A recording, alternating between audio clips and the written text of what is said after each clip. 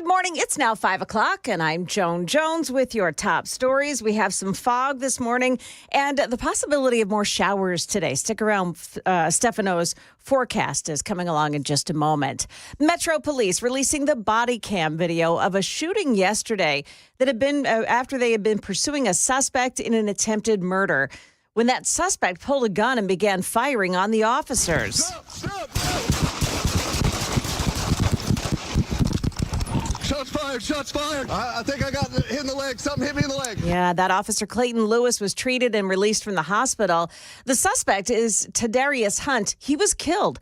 This all took place on the Division Street Bridge in heavy traffic yesterday. Now, Tadarius Hunt had been wanted for a shooting at the Nashville Rescue Mission.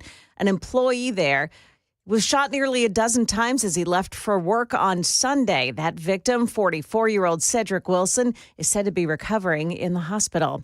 The family of Austin Peay football player who was killed in a crash on I-65 in Alabama say they are filing a wrongful death lawsuit. William Hardrick's parents say the driver of that semi-truck that hit him was drunk at the time of the crash. They are suing him and his employer. President Trump received a warm welcome this morning from Saudi Crown Prince Mohammed bin Salman upon his arrival in the kingdom. Now, ABC News is reporting Saudi fighter jets escorted Air Force One as it came in to land, and then a 21-gun salute as he walked down the steps of the plane. President Trump is expected to sign a new bilateral trade agreement with the Crown Prince. Market numbers now brought to you by Beacon Capital Management, online at beaconcm.com. Soared to start the week as the announcement that the U.S. and China have taken a 90-day pause on reciprocal tariffs. That boosted investor confidence. The Dow surged more than 1,160 points, the S&P notching 184 points, and the Nasdaq closing 779 points higher. The U.S. announced the suspension of Mexican beef imports for 15 days after an unacceptable northward advancement of screwworm has been found in some shipments. Mexican officials have pushed back on that decision, saying while they're not in agreement, they're committed to coming to an agreement on further actions to ensure the health of imported cattle. Michelle Franzen, ABC News. Well, stock futures this morning are pointing down. We've got the Dow futures minus 46, the Nasdaq futures down 83, S&P futures, they're falling 18. That's the latest news. We've got traffic and weather ahead. I'm Joan Jones, WTN News.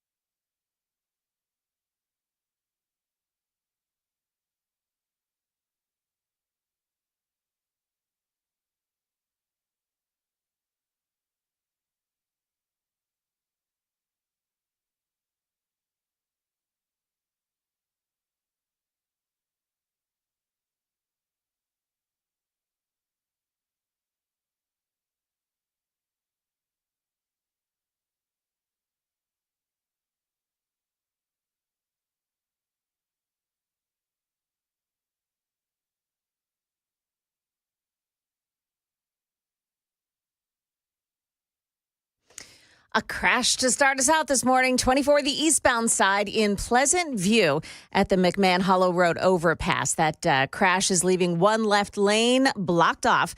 And there may be some fog in some spots this morning. Careful as you're leaving to go to work. Traffic every 10 minutes every morning on Super Talk 99.7 WTN.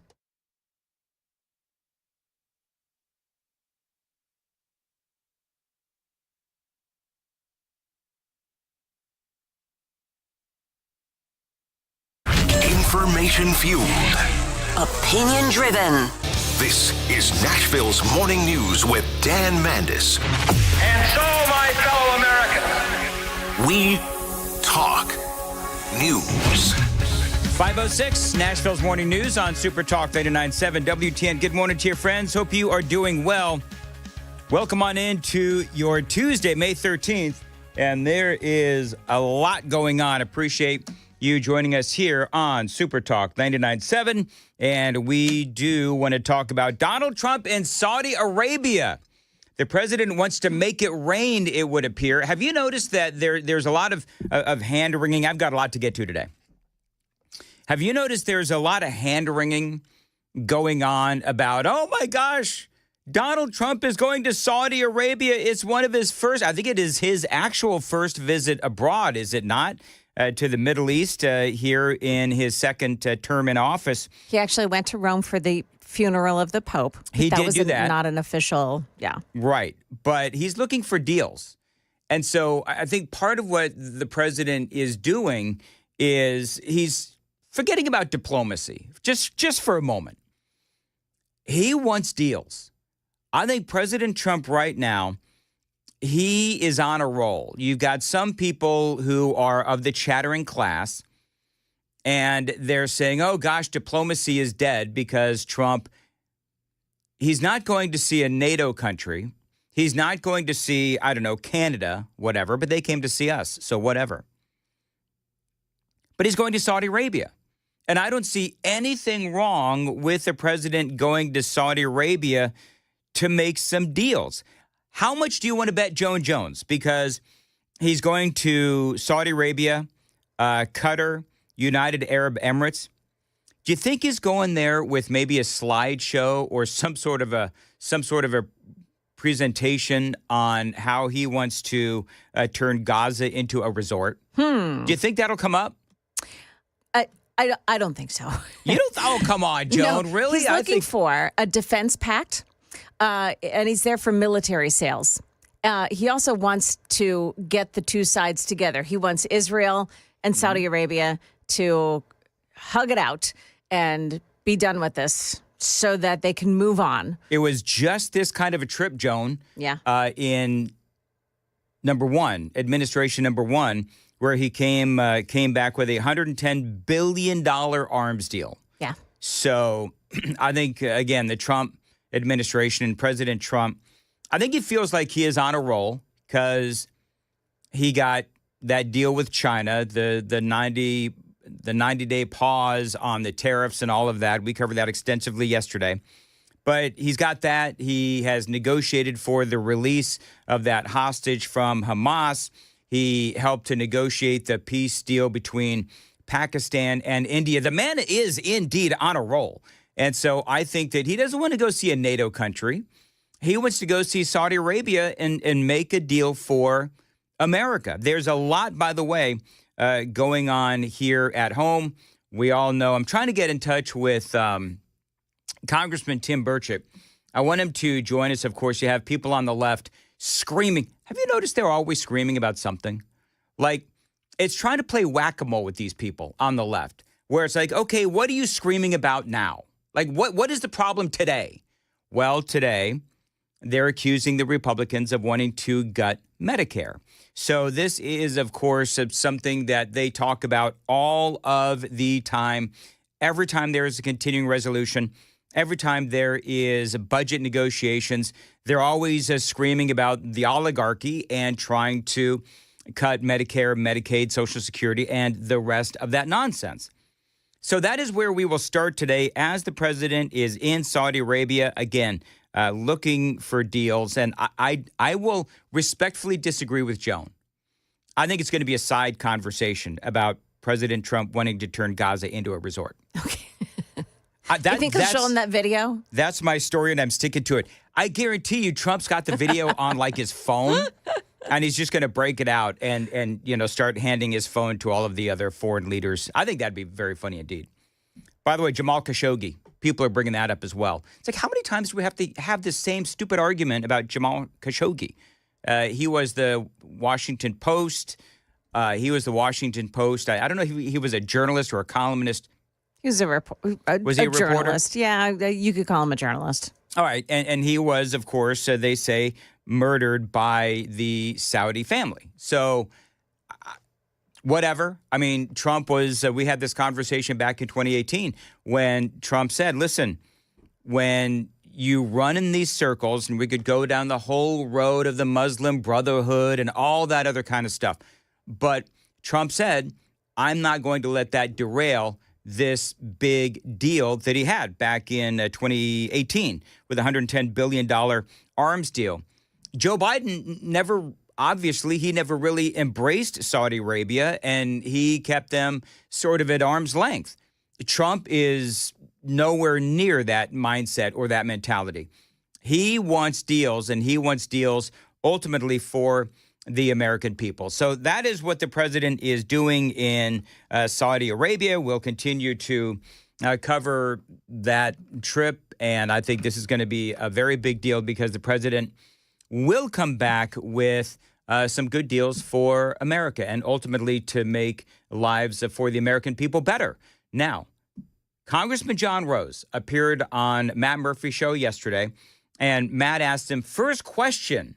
And I love the first question. It's kind of like what I asked Scott Desjardins, Congressman Scott Desjardins, when he was on Nashville's Morning News a couple of weeks ago. And that is, are we getting enough done? This is what John Rose said. Well, of course, I think we'd all like to see Congress move faster, but we have to keep in mind that the founders set it up the way they did. And so the process is a little laborious and slow at times and is frustrating. But I think we are making good progress. So, we've had 8 of the 11 committees that have got to mark up language for the one big beautiful bill that have gotten their work done. 3 more that are going to do it this week, all with the hope of getting this to the House floor and then providing leadership and leverage for the United States Senate that is going to be trailing behind us. So I think that needs to get done. Right, and it does need to get done. But here's the deal. We can all walk and chew gum at the same time, unless you're a member of Congress, apparently. Trump has done about 160 or so executive orders. Very few have made it into law. The Lake and Riley Act is luckily the exception. And I do get that some of these will be in the big, beautiful bill, including, by the way, tax extensions. And obviously, that is huge. Yesterday, House Republicans came out with and I'm going to air quote this, the sweeping tax breaks in this priority bill with a $4.9 trillion price tag.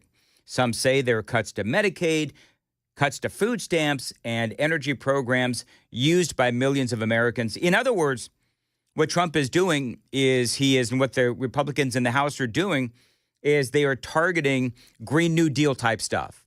Now, I don't know exactly what it is, but that's what they have been talking about going after for a long time. Now, here's the question about Medicaid and food stamps. Part of what they're looking at is waste, fraud, and abuse. That's number one.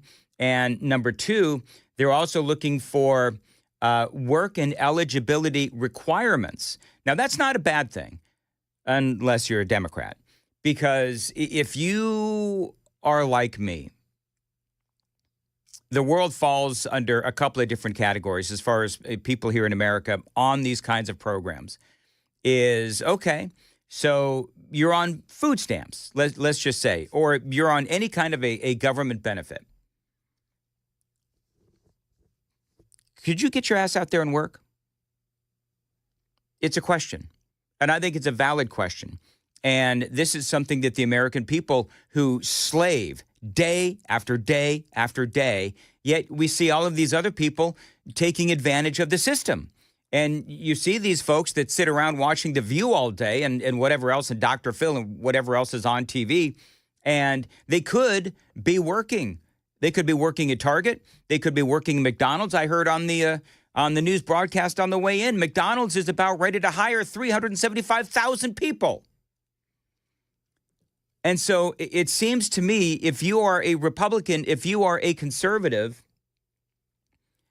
then you want eligibility requirements placed on people who are getting some sort of a government benefit. The other question is, how many illegal aliens are getting these kind of government benefits? I would say that falls under waste, fraud, and abuse. It is 5:15. Time to check the roads on WTN. There is still an accident scene being worked on 24, the eastbound lanes in Pleasant View. It's at the McMahon Hollow Road overpass, and that crash is still taking out a left lane. Traffic every 10 minutes every morning on Super Talk 99.7 WTN. Thank you, Joan. As far as weather today, a high of 78, scattered thunderstorms as well. 60 degrees at Super Talk 99.7 WTN. So again, these horrific cuts to Medicaid. I mean, I can hear, balloon hair Bernie right now. I can hear AOC. I can hear Hakeem Jeffries and Chuck Schumer and all of these folks that are going to be screaming that this is what the Republicans in the House of Representatives want to do. The Congressional Budget Office, this is what they say, because I'm trying to be fair and give you the entire story. The Congressional Budget Office says as many as 8.6 million people could lose coverage over the next 10 years. So then, of course, my question would be, well, how many of those folks are either illegal aliens, they could be working, but they refuse? And I don't know the answers to that question. But when they say people, okay, can we dig further into that? Because these 8.6 million people, are they part of the waste, fraud, and abuse? Are they part of the illegal aliens that a lot of conservatives and Republicans and Elon Musk talk about when you look at who is on Medicaid and so forth? I mean, remember what Elon said. Entitlements fraud, that includes like Social Security, disability, Medicaid. Entitlements fraud for illegal aliens is what is serving as a gigantic magnetic force to pull people in from all around the world and keep them here. Like basically, if you pay people at a standard of living that is above 90% of Earth, then you have a very powerful incentive for 90% of Earth to come here and to stay here. But if you end the illegal alien fraud, then you turn off that magnet and they leave. And they stop coming, and the ones that are here, many of them will simply leave. And if that happens, they will lose a massive number of Democratic voters. All right, so this is from ABC News. It seeks to extend it, talking about the tax, the big, beautiful bill as it relates to tax breaks. The Republican seeks to extend the tax breaks approved during Donald Trump's first term and boost the standard deduction, child tax credit, and estate tax exemption, while adding new tax breaks on tipped wages, overtime pay, Social Security benefits, and auto loans that Donald Trump promised during his campaign for the White House. They say there is also a tripling of the SALT tax, the state and local tax deduction called SALT, from $10,000 up to $30,000 for couples. And by the way, this, as you may or may not know, the SALT tax really, it's like a write-off of your federal taxes at the state level. And this really does help the blue cities like New York and Philadelphia, those blue states and the blue cities.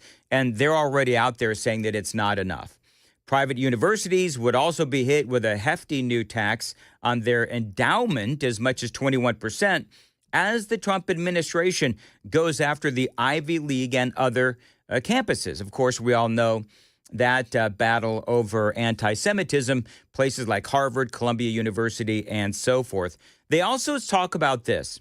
One unusual provision would terminate the tax-exempt status of groups the State Department says support terrorists, which civil society advocates warn is a way to potentially punish those at odds with the Trump administration. Well, what does that really mean? I mean, look, if you support Hamas and you support the Taliban, well, then you are supporting terrorists. I mean, that doesn't necessarily mean that you're at odds with the Trump administration. I mean, I guess it really actually does, because the Trump administration does not support terrorists. So I guess it just depends on, the devil is always in the details. But again, my opinion is that if you're an NGO or you are a college or university or you're one of these groups that supports these kinds of organizations like, the Taliban or Hamas and so forth, there's groups out there that enjoy a tax exempt status here in America that support these terrorist organizations. Why in the world would we give them a tax exempt status? It makes all the sense in the world that we, the American people, should not be subsidizing or supporting these kinds of organizations. Late Monday, last night, the House Agriculture Committee released its proposals, cutting $290 billion from federal nutrition programs, in part by shifting costs to the states and requiring able-bodied adults without dependents to fulfill work requirements until they are 64 years old rather than 54 to qualify for food aid. I don't know. Am I in the minority on this? I don't have any problem with that. If you are an able-bodied man, then you need to go to work. Or an able-bodied person, quite frankly, which is how they word it, obviously, able-bodied adults, then go to work. McDonald's is hiring. Walmart, I can guarantee you, they're hiring. Target is hiring. There are places that need good people to come work. And you can't tell me that all of these people that are on all of these government benefits are not able to work. I think that's BS, clearly. It's for the good of the economy, and obviously not only does it make permanent, hopefully, the tax cuts from 2017, but it will also provide President Trump with the resources he needs to finish the work of getting our borders under control, providing for the national defense, and making sure that U.S. is, again, a leader in energy production all around the world. So there's a lot of good in it.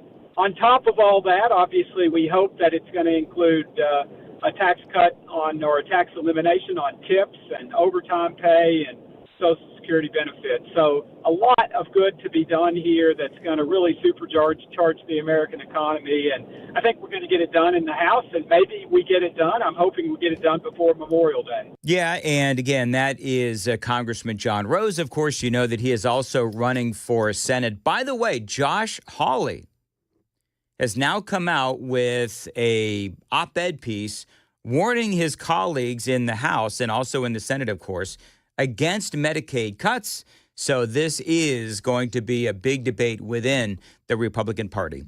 It is 5:23 on Nashville's Morning News on Super Talk 99.7 WTN. The Super Text line is open at 615-737-9986, 615-737-WWTN.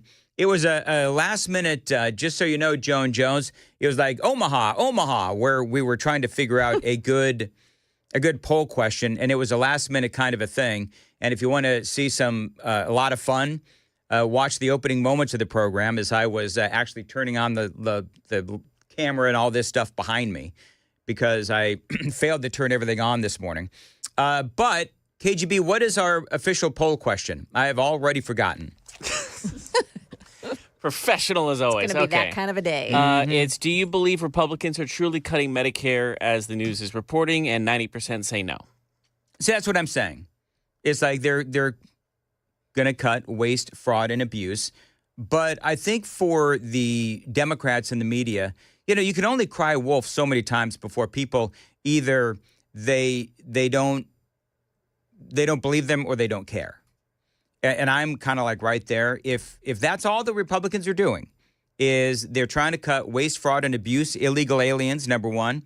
Number two, forcing able-bodied adults to go back to work, then I have absolutely no problem with that. It is 5:24 on Nashville's Morning News, and Joan Jones is in the WTN newsroom. Joan. So, a Metro Nashville police officer is recovering and a shooting suspect is dead. We've got the details on the exchange of gunfire that took place in broad daylight on a Nashville street yesterday. Those stories and more coming up here at 5:30 on Super Talk 99.7 WTN.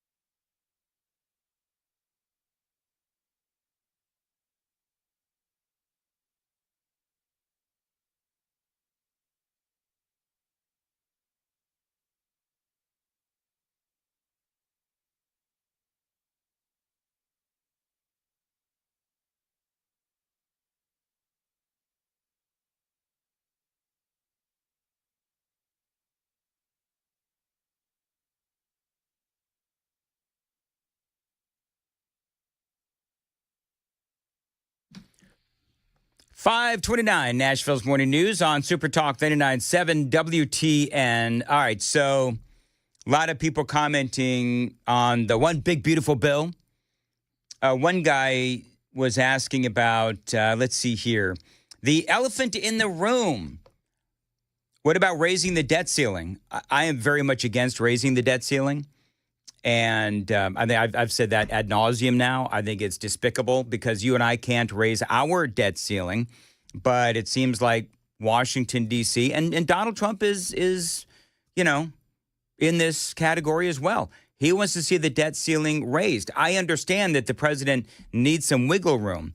My worry is that we just keep setting this precedent, raising the debt ceiling. It is really frustrating. And a lot of you have a lot of cynicism when it comes to some of these tax cuts. We're going to talk about that and a whole lot more straight ahead.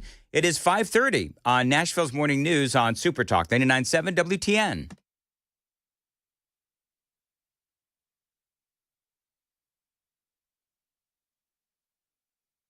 Good morning now, 5:30. I'm Joan Jones with your top stories. A man wanted for attempted murder was shot during an exchange of gunfire with Metro police officers on the Division Street Bridge yesterday. One officer was grazed in the leg. The suspect later died at the hospital. Now, that suspect, Tadarius Hunt, had been wanted for the shooting of a fellow employee at Nashville Rescue Mission on Sunday. Sam Simple says that the man who was shot was Cedric Wilson, a beloved employee at the mission. Guess just like you would want to be treated, right? He's the kind of guy that is known for going out of his way to help people in need. He's the kind of guy that you can count on and who just has a heart for the people that we care for. Now, police say before the shooting, that suspect, Tadarius Hunt, was asked to leave a day room so it could be cleaned. But Hunt initially refused. He left, though, after Cedric Wilson threatened to call police. Well, Hunt waited in the parking lot, say police, with a gun until Wilson finished his shift on Sunday, and then he shot him 11 times in the chest and legs. That man, Cedric Wilson, is said to be recovering at Vanderbilt. Well, today marks 40 years since a shootout between Philadelphia police and the Black liberation group MOVE, which ended with the deaths of some of those MOVE members and their children. The gunfire started when police attempted to serve a warrant issued after neighbors complained about piles of trash and frequent loud disruptions. But that night, when explosives were dropped on the rooftop where MOVE had stored ammunition and flammables, it sparked a blaze that left more than 250 people with absolutely nothing after being forced to evacuate on a moment's notice. 6 MOVE adults and 5 children died in the flames. Bill Fantini, ABC News, Philadelphia. Now, 60 homes were destroyed in that fire. That is the latest news. Traffic and weather next. I'm Joan Jones, WTN News.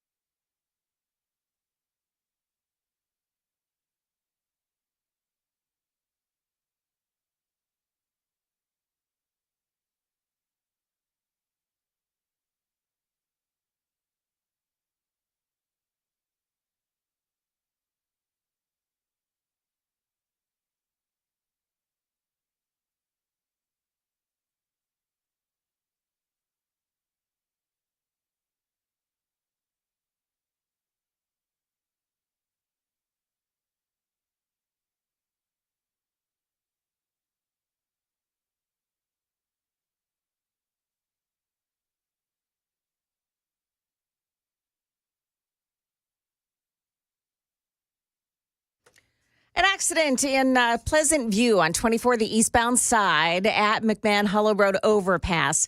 And Traffic Center is now saying with that left lane blocked off, traffic is backing up to Ashland City, the Springfield-Ashland City exit number 24. Traffic every 10 minutes every morning on Super Talk 99.7 WTN.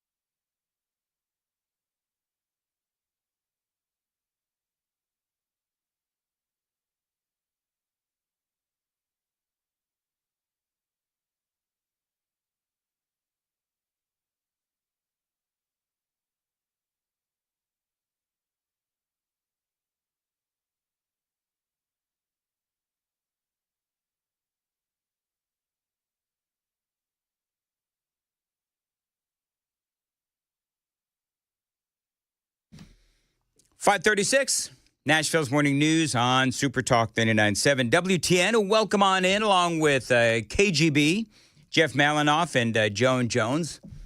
I'm Dan Mandis. How are you? So I saw something interesting, Joan. Joan, you've never been in management, correct? I'm not. Nope. Boy, you don't know what you're missing. No, I think I'll pass, honestly. What a big heaping piece of crap being a manager is. So I saw an interesting headline, which is why I'm so glad that I'm no longer a manager. But I saw an interesting headline, and I wanted KGB to write it down as I was in the midst of my monologue there on the big, beautiful budget. And it was an interesting segment that CNN had that I didn't get a chance to listen to. But KGB, what was the story?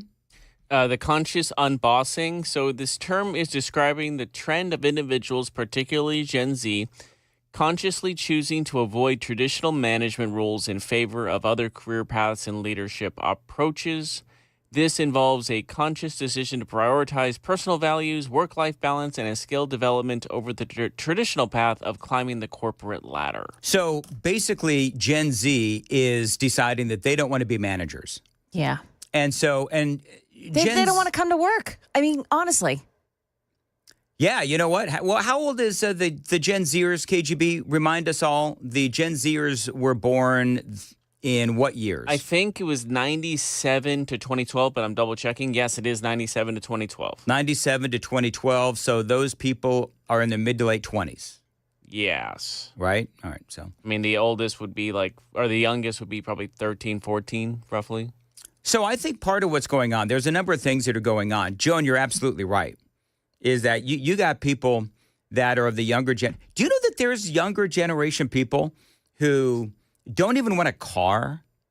Like they want to Uber into school every single day. What? It is crazy. I was talking to a father and his 17-year-old son. I was trying not to judge, and I'm not going to talk about who it was. But the son doesn't even want a car. He's like, I can Uber everywhere. And I don't have to pay for car insurance. I don't have to make a car payment. I could just Uber. And it's like, do you have any idea the freedom that comes with a car? Yeah. Do you remember when you were 17 and how much you wanted to get that license and get out from under driving with your parents? And oh, absolutely. Oh, it was amazing. And that first car, we all have the jokes about, what our first car was. Mine was a orange Datsun B210 with a bunch of dents in it, thanks to my mom who couldn't drive worth a crap. And so I've got a picture somewhere of me with my Datsun B210. I loved my Datsun B210. My mom called it the Great Pumpkin.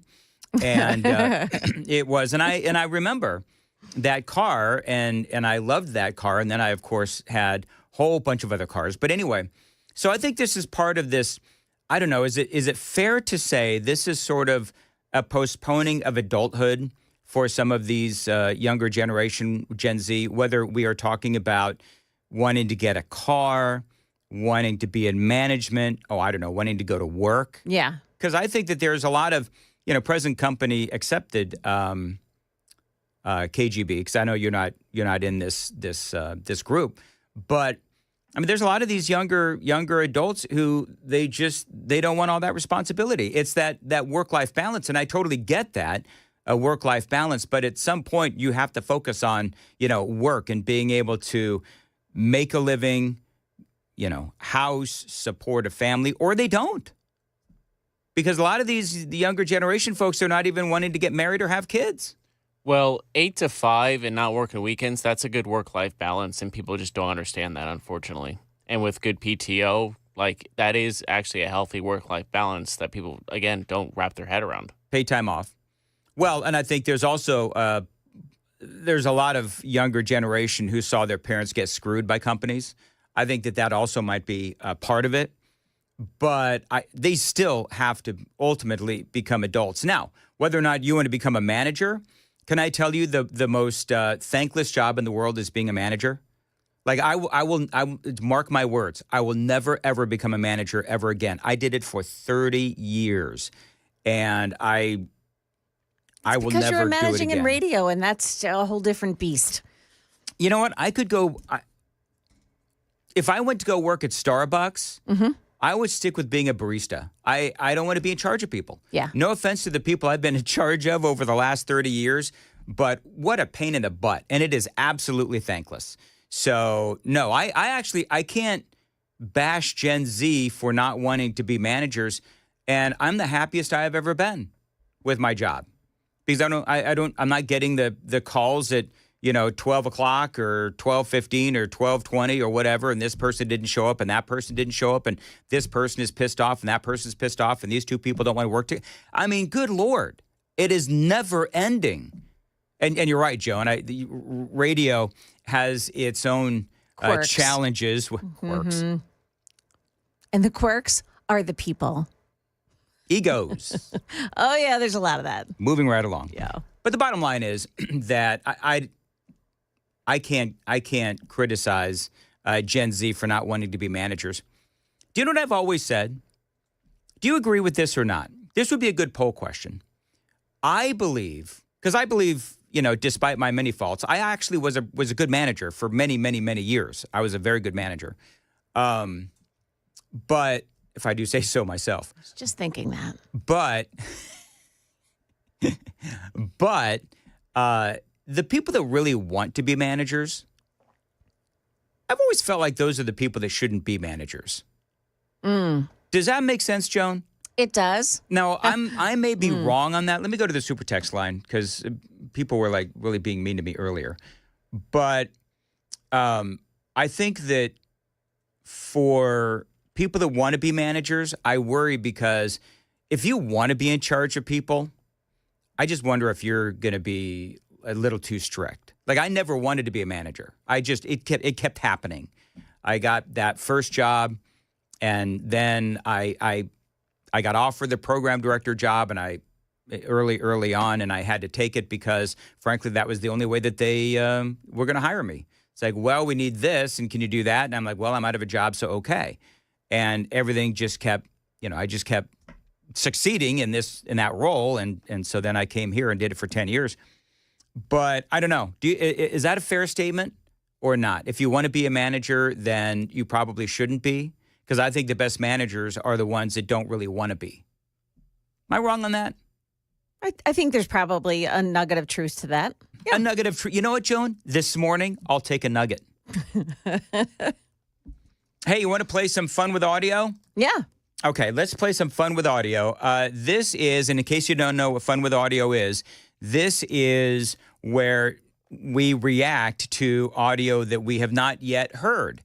This is the moment. It is being described as the moment that Donald Trump takes down an ABC News reporter. Oh, yeah. I love these. And it's all about Planegate, the gift from Qatar.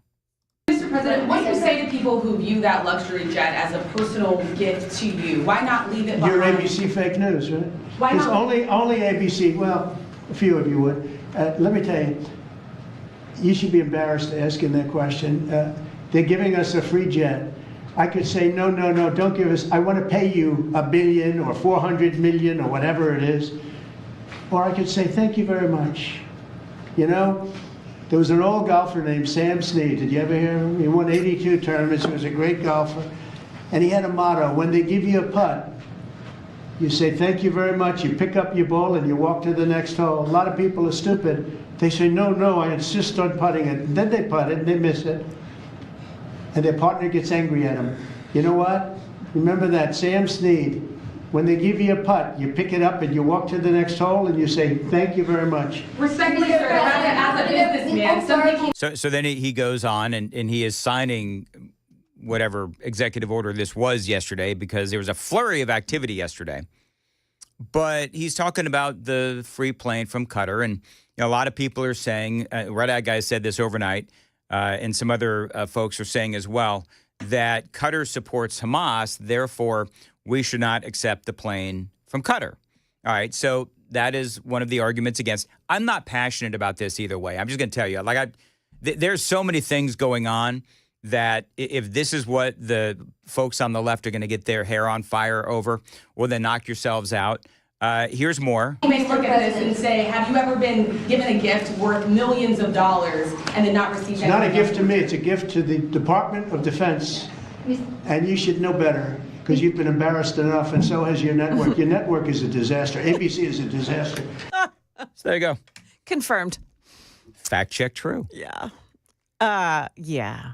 It's going to the Defense Department, and then once he's out of office, it's going to his library. Right. But he hasn't even said that he's going to accept it yet, Right. has he?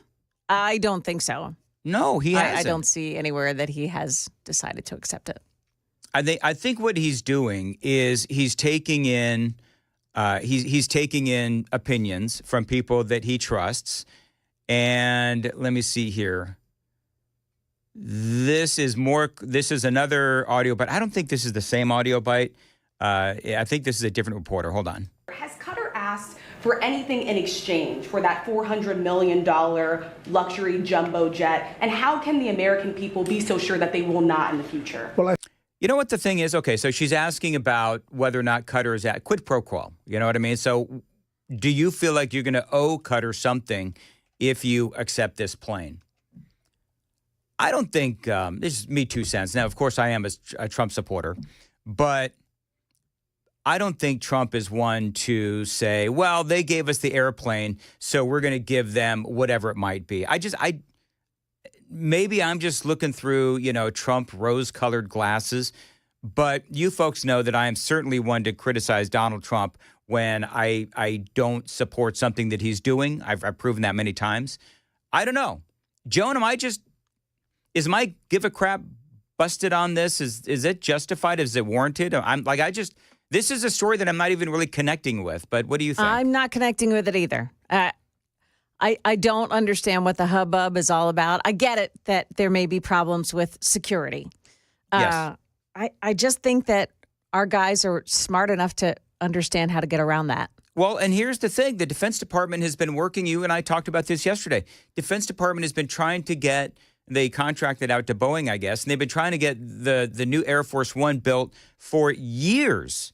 And at last check, they said it would be ready in 2027. But if you're Donald Trump, you're not necessarily so sure that you believe them, because there have been millions and millions and millions of dollars in cost overruns, not to mention delays. I think what happens with the plane is that, we're very disappointed that it's taking Boeing so long to build a new Air Force One. We have an Air Force One that's 40 years old. Yeah.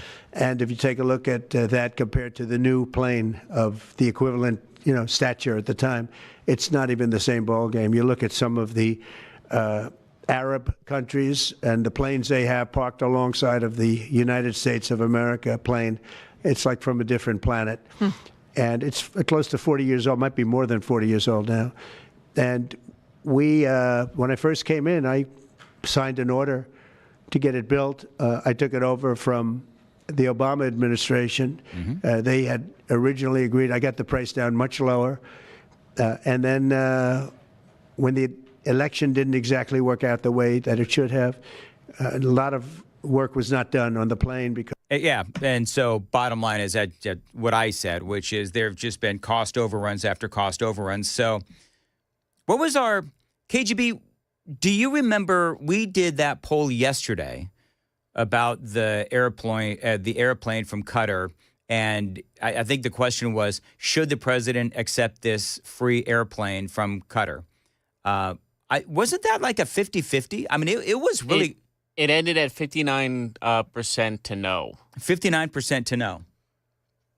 I think people just don't trust them. It's not should Right. Trump take it? It's more, do you trust this country? Yeah, and I mean, I don't trust them, which is why the question is, from a security standpoint, is it smart? I think you and I said that yesterday, Joan. You can't trust Qatar. No. But if we can get our military, our Department of Defense, to truly check this thing out, obviously, and look at it from, top to bottom and so forth, and make sure that there's nothing in there that would be a danger to the president, I'm just, again, having a hard time getting excited about this story. They've come out with now a compilation of Trump sparring with CNN. You want to hear that real quick? Oh, yes. All right, this is Donald Trump, CNN, which, by the way, it's only like a minute 13, which surprises me because some of those battles with Jim Asacosta, I think that... You may not have noticed that you mispronounced his name. Did I Jim Asacosta? Is that... That's... Is that not the way he's... Did you just say Jim Acosta? Yeah, that's exactly what I said. Mr. President, since you attacked CNN, can I ask you a question? John Roberts, go ahead, John. No. John Roberts, go ahead. CNN's fake news. I don't take questions. I don't take questions from CNN. CNN is fake news. I don't take questions from CNN. I'm not going to give you a question. Can you stay categorically? You are fake news. I think it was a fake report done by CNN. Can I ask you a question? What do you have? Go ahead. No, that's enough. Go ahead. Can I ask? But that wasn't my question. The problem is you don't write the truth. So, as far as I'm concerned, I want to go to the next Can one. I ask you a question about... No, not CNN, please. Go ahead. The White House has not responded to these I told you. CNN. If you notice, Joan, that Trump's being polite. Like, he's being firm, but he's being polite. It's like, all right, so you're fake news, and I'm not going to answer your question. And it seems to me like back when all of this was an issue, and I don't know if the hijinks and shenanigans are still going on, but I think that the president was being polite. Yeah. He was just saying, firm but polite. But if you want to talk about who's being rude, it is CNN and Jim Asacosta. I just made that up. Yeah. Should I stop that? So is that Am I making anybody nervous? It looks like there's some current and some old. Okay, because I don't think Jim Acosta is allowed anywhere near the briefing room anymore. Is he still? Didn't he get? He's out of work. Yeah. Because he got fired from CNN. What does he do? I bet he's doing a podcast. Of course, Jim Acosta. And he's probably not making any money. Yeah, he signs with WME, which is. Well, I will say this, is that Trump helped these people launch their careers.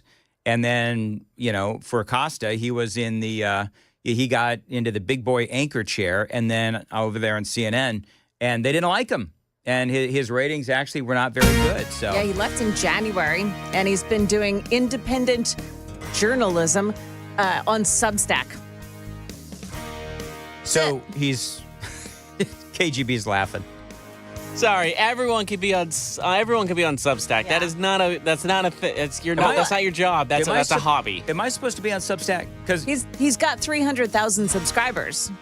10,000 of them are paying subscribers. Oh, so really, I mean, honestly, that's okay. Is that good? How much do you get paid if you're on Substack? I don't know. I think you make your own, like how much it is to subscribe. Yeah, you make it to. out. Oh, really? Yeah. So he can make it at $100 if he wanted to, but I hope no one paid that. Well, we'll have to see if he ends up landing at some other place. I don't think he's got any credibility. You know who does have credibility is Joan Jones. Yes. And she's got the news at 6. President Trump in Saudi Arabia this morning. What's he doing there? We've got details for you. And a local manufacturing company has just announced mass layoffs. We've got those stories and more coming up at 6 o'clock on Super Talk 99.7 WTN.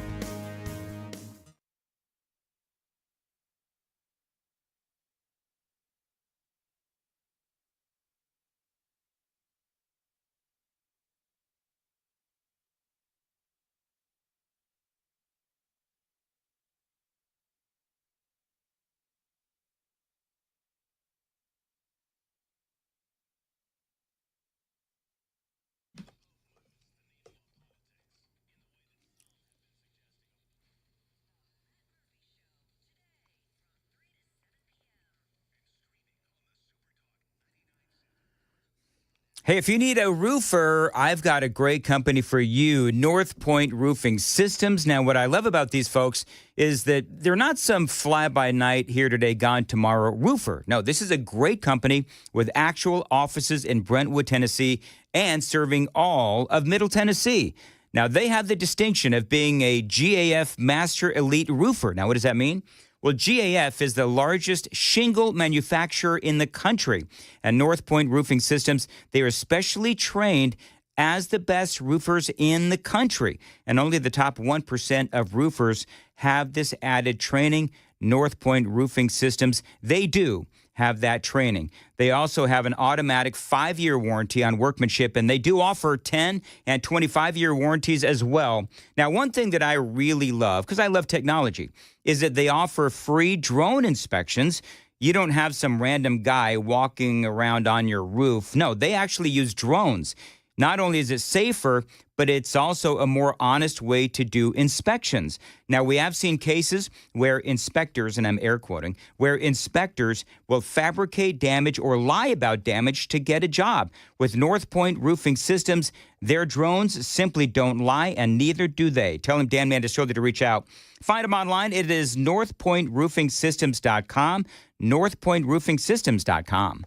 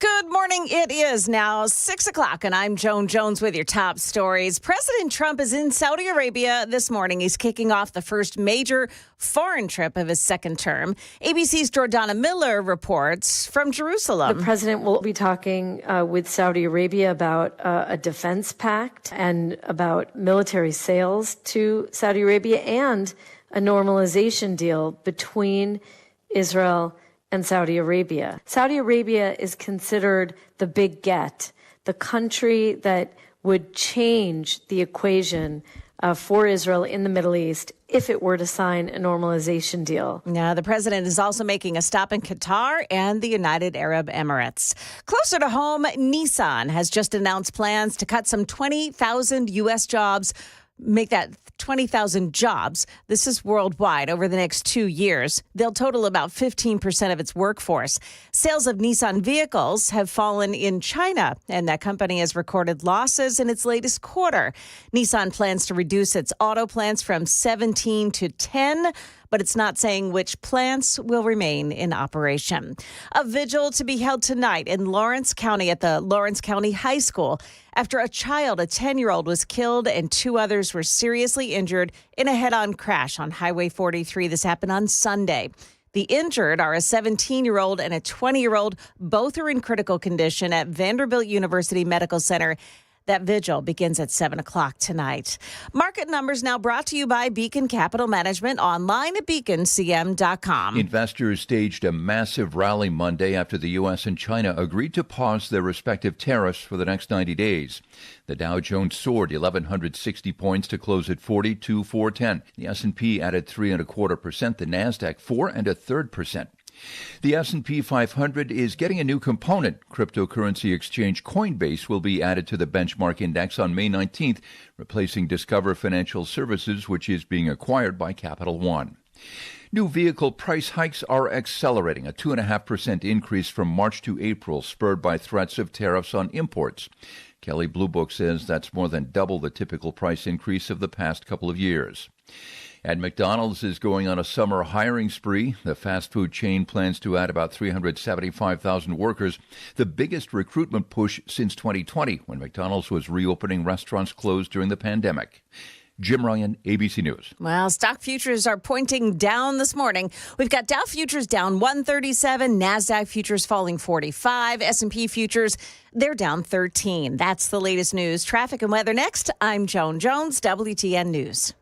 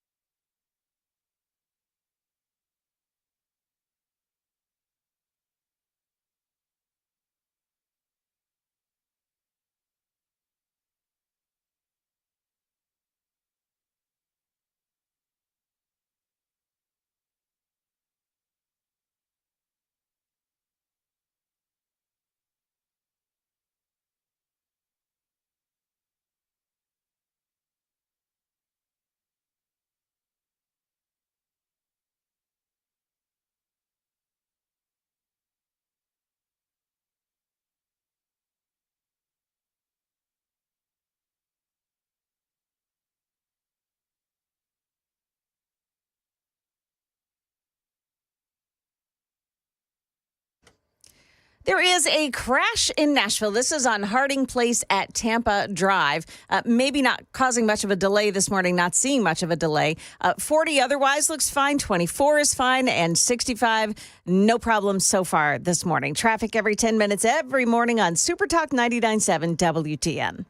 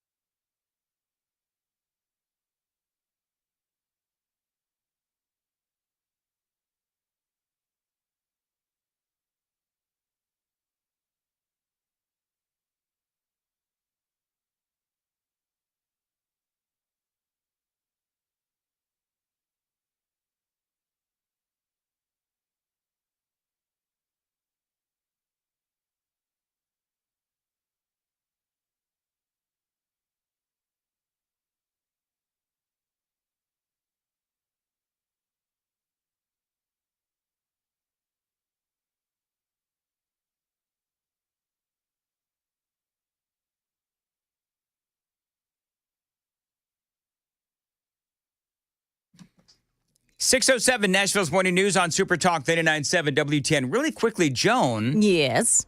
I was hearing you talk about what happened at the Nashville Rescue Mission. Yes. Now, y'all know that Nashville Rescue Mission, we do a radiothon every single year for these folks. We've been doing it for years. And personally, I feel like I've got a lot of friends over there. And so Cedric Wilson is the guy who I'm almost certain that I've interviewed Cedric at least once or twice. I mean, I think this year would be my 12th Nashville Rescue Mission broadcast. He's been there for 2 years, so that's possible that you spoke to him that many times. Well, he's been in management 2 years, but you're also like what do they call them? Somebody goes through the program. I was going to say yes. patient, but that's whatever. Yeah. Anyway, but he was shot 11 times and he survived? He survived. And now he's in the hospital. So, Yeah. And they're not saying, what his condition is right now, but they are saying that he was shot in the chest and in the legs. So this guy, what happened was he was working and he was trying to clear out a room so that it could be cleaned. Apparently this guy that shot him was staying at Nashville Rescue Mission. Mm-hmm. And he told him, hey, I need to clean this room, so you're going to need to get out. And there was a tussle over that. Like, he didn't want to leave. And finally, what's the gentleman's name who was shot?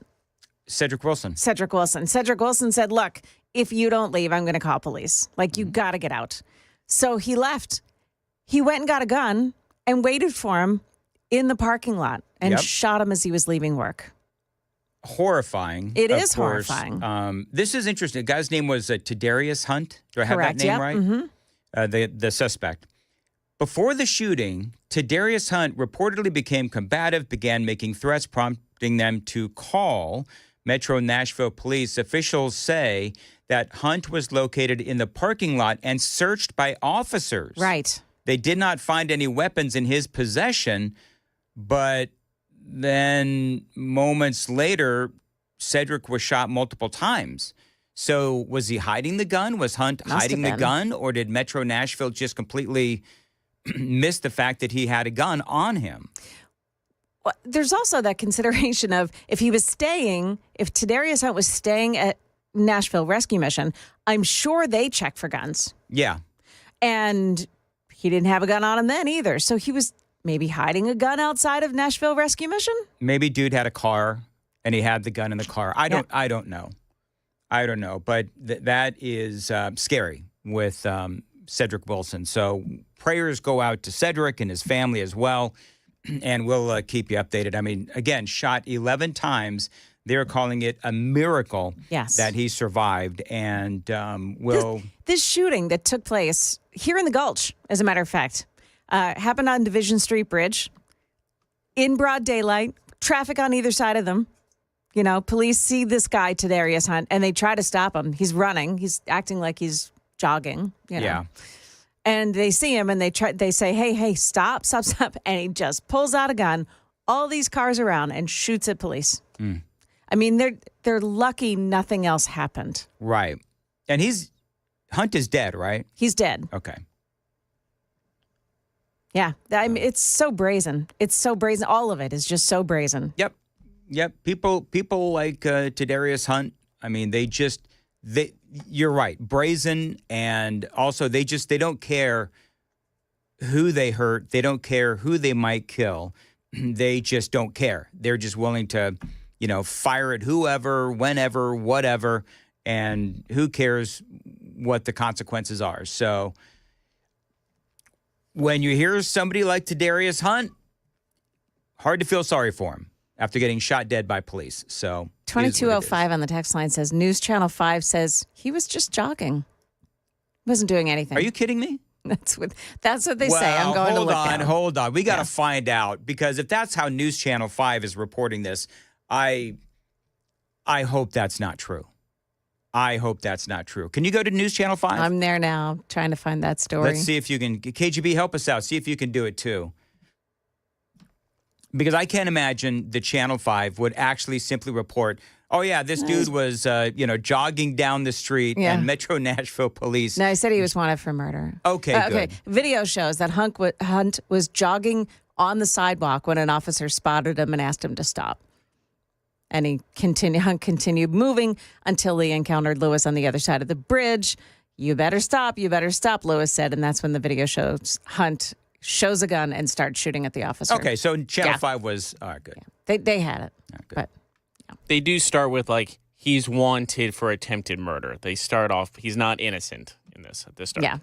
All right, very good. Well, all that to say, prayers for Cedric Wilson. For sure. Incredible shot, apparently about 11 times, they say, in the hospital. And let's hope for the best for Cedric. Now, other news going on. The president, of course, we spoke a lot about tariffs yesterday, and that conversation does continue. By the way, President Trump is in Saudi Arabia right now.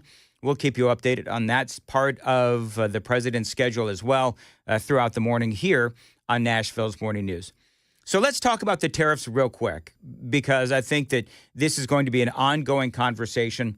After I got off the air yesterday, the president gave, I think, not one, but two press conferences, and he spoke about a lot of stuff. He does want access to China's market of 1 billion people. That's one of the things that President Trump kept talking about, is having access to that market. This is part of what he had to say.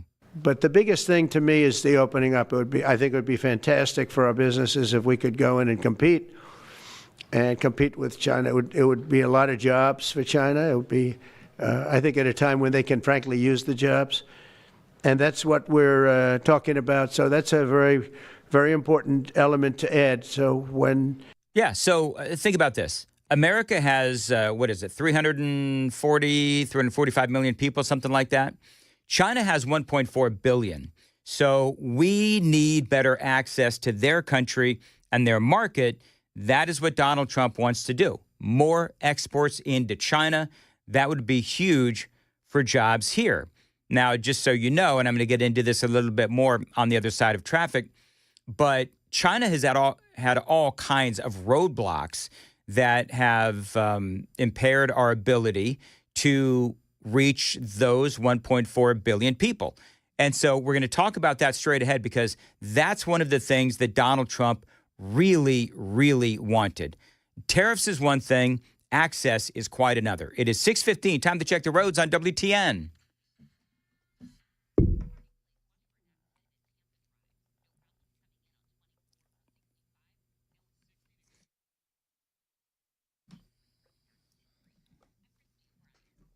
Thank you, Christy. As far as your weather for today, it looks like we are going to have thunderstorms and a high of 78. Appreciate you listening to Nashville's Morning News on Super Talk 99.7 WTN. All right, so it's all about access, right?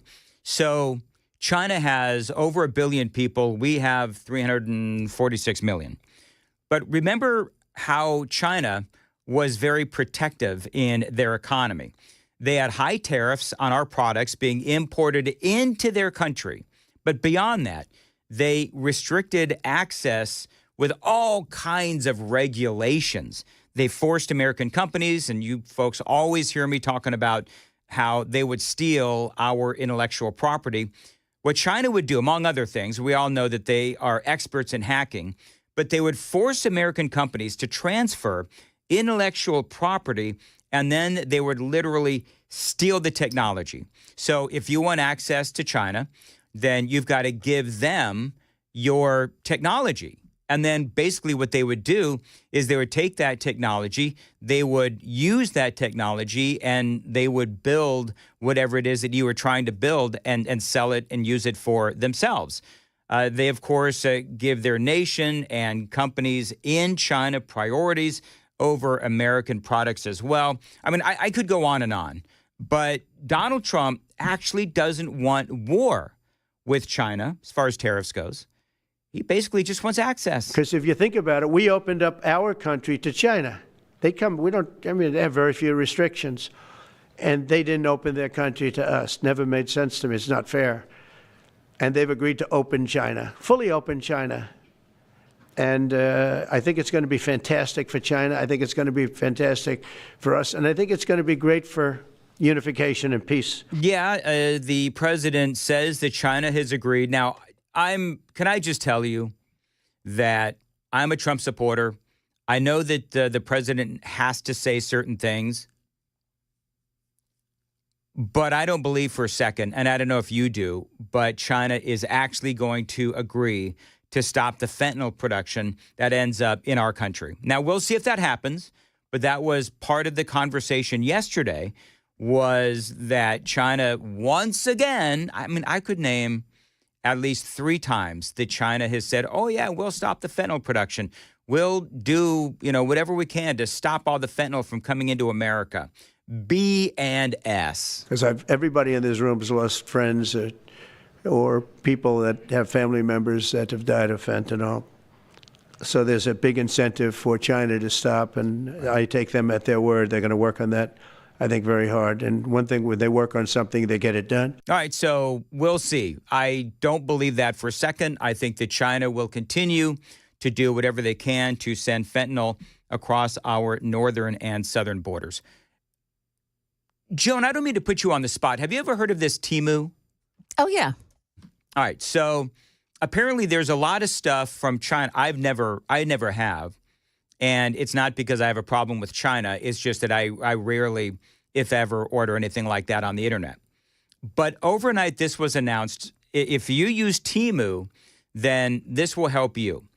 They've got these low-value packages under $800 that come in from China, right? Yeah. Well, Trump had imposed a 120% of the package's total value as a tariff on those packages, or a $200 flat fee. So in other words, if you order something that is, I don't know, $80, well, then Trump had imposed a 120% tariff on that package of $80, or a $200 flat fee. Well, that was, of course, as you know, very controversial. Well, Trump has now decided that, okay, we can do away with the 120% of the package's total.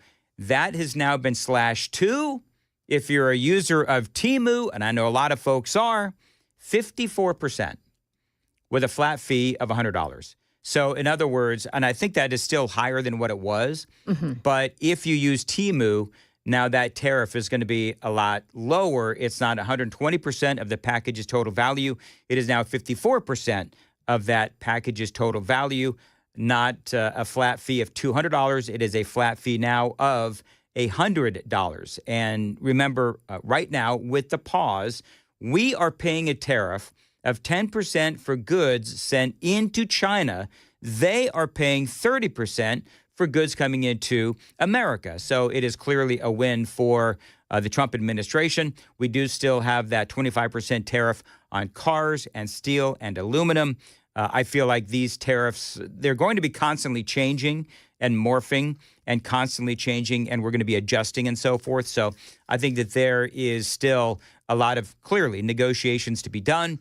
Both China and America dropping our tariffs 115%, and we'll see how these negotiations go. By the way, Joan, how are we doing on the futures today? Yesterday was a monster day on the market. It really was. It was fun to look at my 401k after the day was over. Yep. But futures this morning are dipping. There is a key inflation report coming up, but I don't think it's till tomorrow. But anyway, the Dow futures are down 225 now. They were down like, I don't know, 50 when we came in, when we first began the show. So they're slipping a little bit now. So I think part of what's going to happen with this inflation report probably is that maybe you're going to see a rise in prices, maybe, because of the tariff talk. Because remember, the reports, they go back, 30 days, whatever it is. And the markets have just been in absolute turmoil. The media trying to scare the markets into a recession as well. So we'll have to see. There is a report that I'm going to be talking about in the 6:30 news that says, President Trump maybe had this right. And I'll tell you why. Wow. Yeah. Look at Joan. Yeah. Doing a little tease there, right? Master teaser. All right, very good. What else you got, Joan? Well, we have the, what else do I want to tell you about? Wow, you just lost you had that master teaser moniker for all of 5 seconds. Yeah, and it's gone. Oh, the Sean Diddy Combs trial. Did he do it? Well, I'm going to tell you what happened in the trial yesterday. You know who's supposed to testify today? His ex-girlfriend. And? Oh, I don't know. Kim Kardashian. Ooh. That's exactly right. The salaciousness of this. When she walks in, I wonder if you can hear the silicone sloshing around her body. Yeah, you probably can. 622, Nashville's Morning News on Super Talk, 99.7 WTN.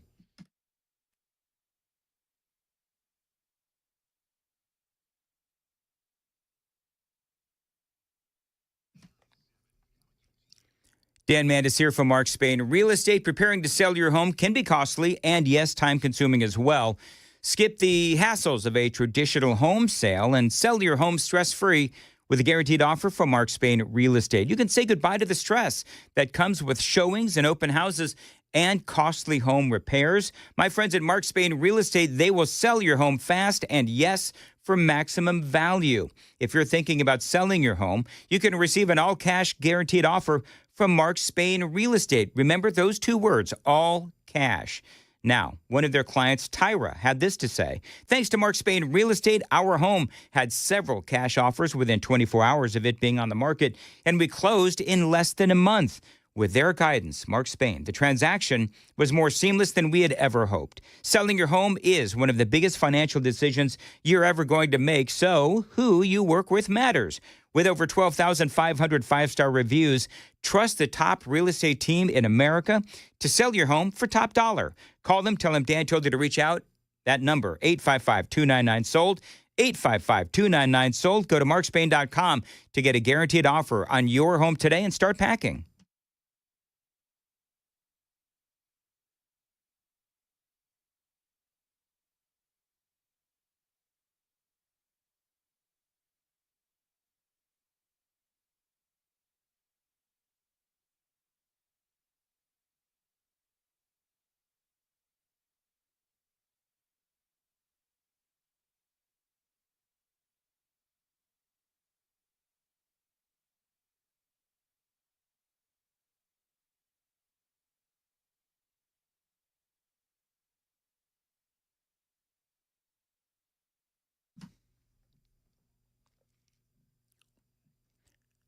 .625, Nashville's Morning News on WTN News with Joan Jones is coming up. Vision for Life, celebrating 20 years of 2020. Since 2005, my doctor, Dr. Jeff Horn, has provided thousands of patients 20/20 or better vision.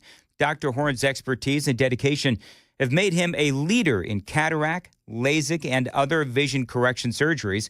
Dr. Horn's commitment to providing the best possible patient experience, in addition to the most advanced technologies in vision correction, have made Vision for Life one of the premier vision correction centers in the world. Not just Nashville, but in the world. Now, this is where I went for my vision correction. Since founding Vision for Life, Dr. Horn has been recognized for numerous accomplishments, including being one of America's top 250 premier cataract surgeons, being voted best at LASIK Surgery Center, and recently being voted Nashville's best ophthalmologist. Find him online. It is visionforlife.com. Call them, 615-436-2020. If you're considering vision correction, you've got to call my guy, Dr. Horn at Vision for Life, 615-436-2020, visionforlife.com.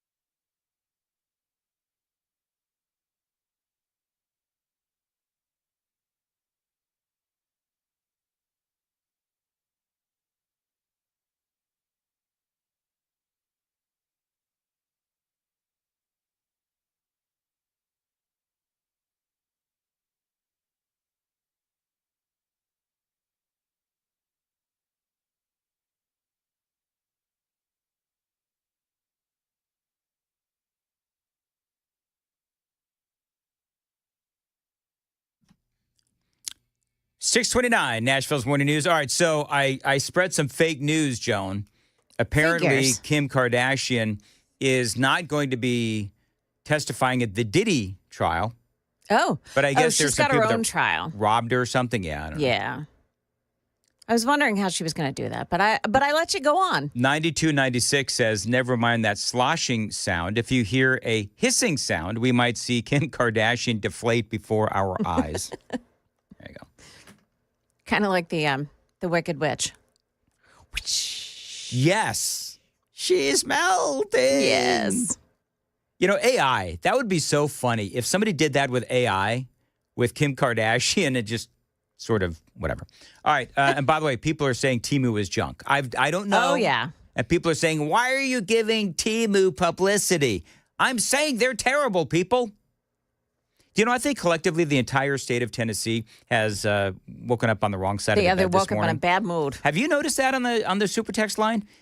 They're a little grouchy today. I don't know why. Well, but that's okay. yeah. I still love all of you, each and every one of you, except for the ones that I don't. It is 6:30 on WTN.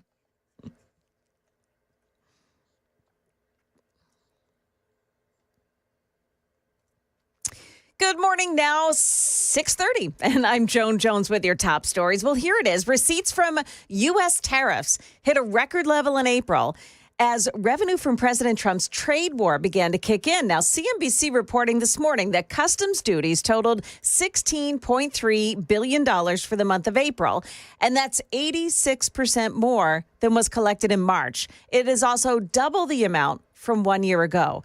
These receipts have helped to shave some of the imbalance for April, even though the U.S. is still running a massive budget deficit. Well, an attempted murder suspect is dead after exchanging gunfire with police officers yesterday. Police spokesman Don Aaron tells us that they'd have been looking for Tadarius Hunt since a Nashville Rescue Mission employee was shot when he was leaving work on Sunday. He was very critically wounded. He was shot several times in the upper body and also his legs. He was critical, very critical when he was taken to the hospital yesterday, but he was able to speak to our detectives at the hospital and give information as to who is responsible for that. Yeah, and he's doing okay today. He is still in critical condition. He is recovering at the hospital. Now, the person who he named, police say, was Tadarius Hunt, who they say pulled a pistol on officers on the Division Street Bridge. Hunt died at the hospital. Officer Clayton Lewis, a 9-year veteran of the force, is being treated at the hospital for a graze wound to his leg, and he was discharged later on last night. Day one of the Sean Combs sex trafficking trial is now in the books. The first witness, Israel Flores, an LAPD officer who was working security at the hotel that night, said he responded to a call of a woman in distress. The officer testifying Combs gave him a devilish stare and tried to bribe him with a sack of money, saying, "Here, take care of this for me. Don't tell anyone." He says he refused the cash. A male escort, Daniel Phillip, testified he was paid to have sex with Cassie Ventura several times in front of Combs, and claiming he saw Combs get violent towards Ventura. It came out of nowhere, he told the jury. "I was terrified." That's ABC correspondent Aaron Katursky. That trial will continue today. That's the latest news, traffic and weather next. I'm Joan Jones, WTN News. Think of Jones, 632. Dan Mandis here. You know, the weather in Middle Tennessee can get crazy at a moment's notice, which is why you need a backup home standby generator from my friends at the Generator Supercenter. Now, they are the nation's, not just Tennessee, the nation's #1 Generac generator dealer. So when the power goes out in your neighborhood, your backup home standby generator from my friends at the Generator Supercenter is going to keep your lights and your power on. Get a free quote and get peace of mind when you have one installed. The Generator Supercenter does feature expert installation and 24-hour monitoring. They're not going to leave you in the dark, friends. Financing is available. Call them and tell them Dan told you to reach out. 615-879-1952. 615-879-1952. Generator Supercenter of Nashville.com.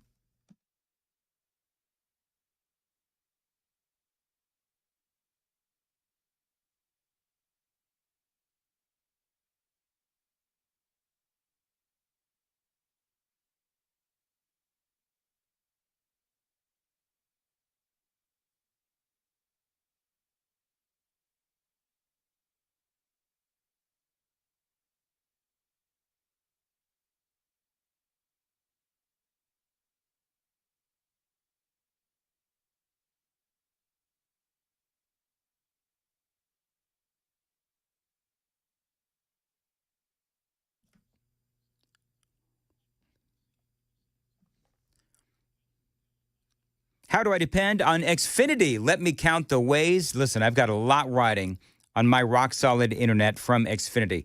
Riker, of course, doing his homework and gaming. Amy working all day long from home. And, of course, yours truly, always prepping, always doing shows from my basement as well. And all of that is indeed courtesy of Xfinity. And by the way, if something does go wrong, they can make it right with 24/7 customer service for whenever you need it. And, you know, with Riker in the house, he is 11. It is critical that we are able to check out what he's watching. And with Xfinity, you can depend on these folks. So check them out today, Xfinity, online anytime, Xfinity.com, 1-800-XFINITY, or stop by a store today.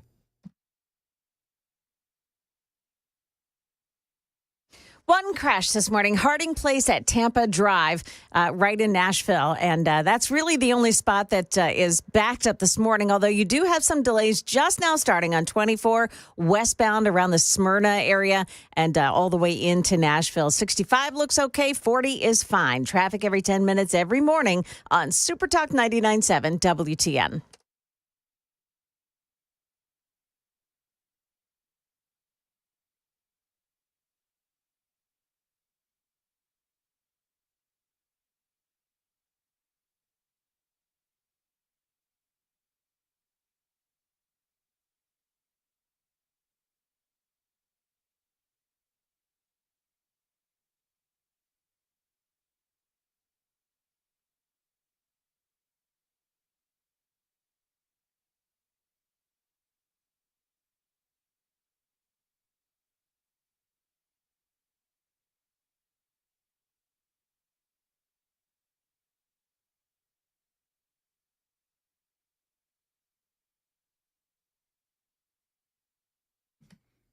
.636, Nashville's Morning News. You know, it's so funny, Joan. What's that?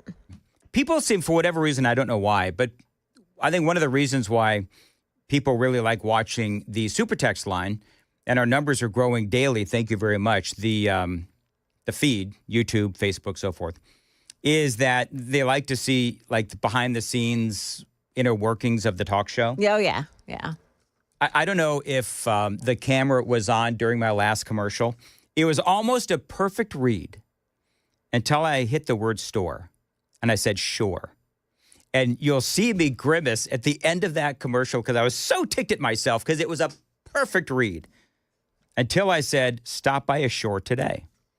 Now, for the record, I would much rather, no offense to Xfinity, I would much rather be stopping by a shore today than a store. Yeah. Well, hold on. You could get some Xfinity. If you had a beach house, you could stop by a shore and get and a use store internet too. That's exactly what I could do. So there you go. So it actually wasn't a shanked read. Yeah, just it's a dream in a sense. That's exactly what it was, KGB. Nah, you shanked it.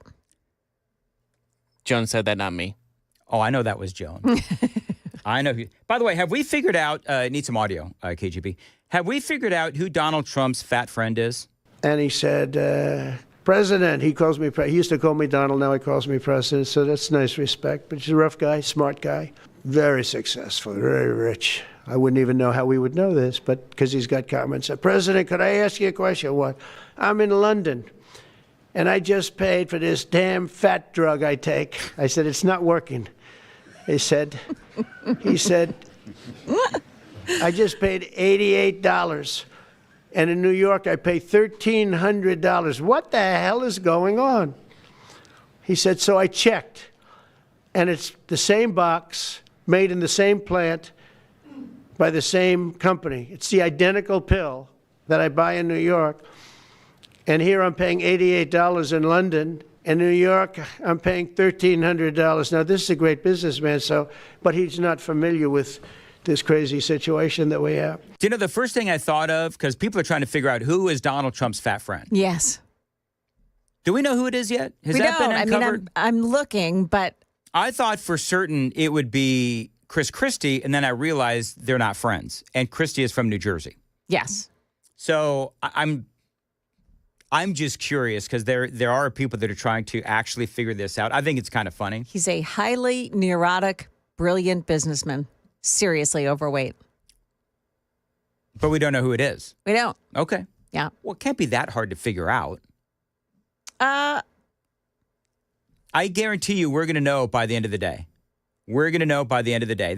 Because there are internet sleuths that do this kind of thing, and they're going to figure it out. They're going to go through all the old photographs of Donald Trump, and they're going to figure it out. But that is obviously... So Daily Mail says maybe former Secretary of State Mike Pompeo, he lost 90 pounds. Chris Christie. Yeah, but Pompeo wasn't, like, I think he's talking about, like, Chris Christie fat. Yeah, well, he also wasn't a businessman. No, he wasn't. No, I'm not seeing who it is anywhere. All right, we'll figure it out. Yep. Well, somebody will figure it out. But obviously the president is talking about, we talked about this yesterday, Manjaro, where they really have, Manjaro and Ozempic, they've become the poster child for, if you will, for unfair drug pricing. because both Ozempic and Mounjaro are way more expensive in our country here than in other countries. Now, I'm not going to repeat yesterday's monologue about examples of these drugs that are ridiculously more expensive than here, but this is part of the news cycle today, obviously, is Donald Trump taking on Big Pharma. But insulin, in the U.S., it can cost, I mentioned this yesterday, insulin can cost around $400 without insurance here in America. In Canada, it's only $50, $30 in Europe. I mean, the examples are everywhere. You talk about the EpiPens, a 2-pack in America, $700. In France, it's $85. In the UK, $70. I mean, I get ticked off just talking about this. You know, Harvon, I'm going to be honest, I'm relatively healthy. So I knew that it was expensive, more expensive here than in other countries. I haven't had to deal with this kind of a thing personally, but I know that people have. Hepatitis C treatment, $94,000 for a 12-week course here in America. In India, that is less than $1,000. In Australia, it is around $20,000.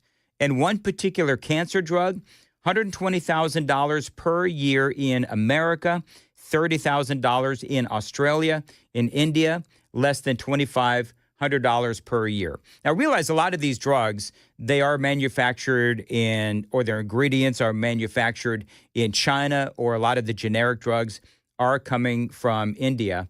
But I mean, this is something that Donald Trump has recognized a need. He has recognized a way that he could improve the lives of the American people, and he was talking about this at great length yesterday. It's not like they're slightly higher. They're 6, 7, 8 times. There are even cases of 10 times higher. So that you go 10 times more expensive for the same drug, that's big numbers.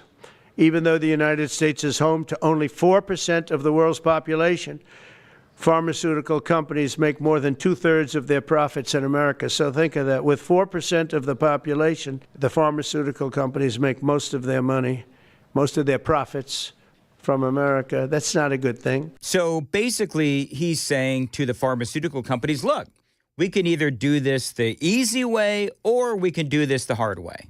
One breast cancer drug costs Americans over $16,000 per bottle. But the same drug from the same factory, manufactured by the same company, is 1/6 that price in Australia and 1/10 that price in Sweden. 1/10 for the identical product. Now, Monica points out on the super text line, thank you, Monica, at 8092, listen to Rand Paul on Jesse Waters. In England, because I guess Jesse had Rand Paul on, in England, drugs are issued by the government. That is socialism. She says, no thanks. And see, that's what we talked about yesterday. That's what we spoke about yesterday, which is we have a free market here. And so there's got to be a way to save our free market mentality here in America and also being able to lower the cost of these drugs. There's got to be a way to do it. By the way, I read this morning that you've got Mike Johnson, Speaker of the House, and John Thune from the Senate, both not real happy with the president and his war on the pharmaceutical companies with the higher prices. And so we'll have to see ultimately where all of this goes. But, you know, all of these examples, I was talking about, you know, cancer drugs and, you know, all of these other drugs that are so much more expensive here than in other nations. This actually reminds me of the story of USAID. Remember when we found out all of the ridiculous things that we, the American people, were paying for? You know, Sesame Street in Iraq and all of that stuff, and how angry and incredulous we were and how insane all of this sounded. And I feel like this is sort of the same thing that we've all known, but we just didn't know how bad it was. Now, I did, because we've been talking about this for a long time. Now, luckily, at least so far, I haven't had to deal with any of this personally, but I know a lot of you have. And so, as I said yesterday, what is working against us is our free market mentality, where you have all of these insurance companies that are, fragmented. So we've got, 336, 37, 38 million people in this country, and we don't have the negotiating power of all 335, 36, 37 million because it's fragmented. We're fragmented. The insurance companies are the ones that apparently are doing the negotiating, so they don't have the power of leverage, of 335, 36, 37 million people. And these other nations do. They negotiate as a government. That's where the socialism, as Monica is saying, and apparently Rand Paul too, that is where the socialism accusation comes in. But part of what Trump is saying is that this can be fixed, and not by turning our health care over to socialism, but by policy. We'll talk about that straight ahead. It is 6:45. Time to check the roads on WTN.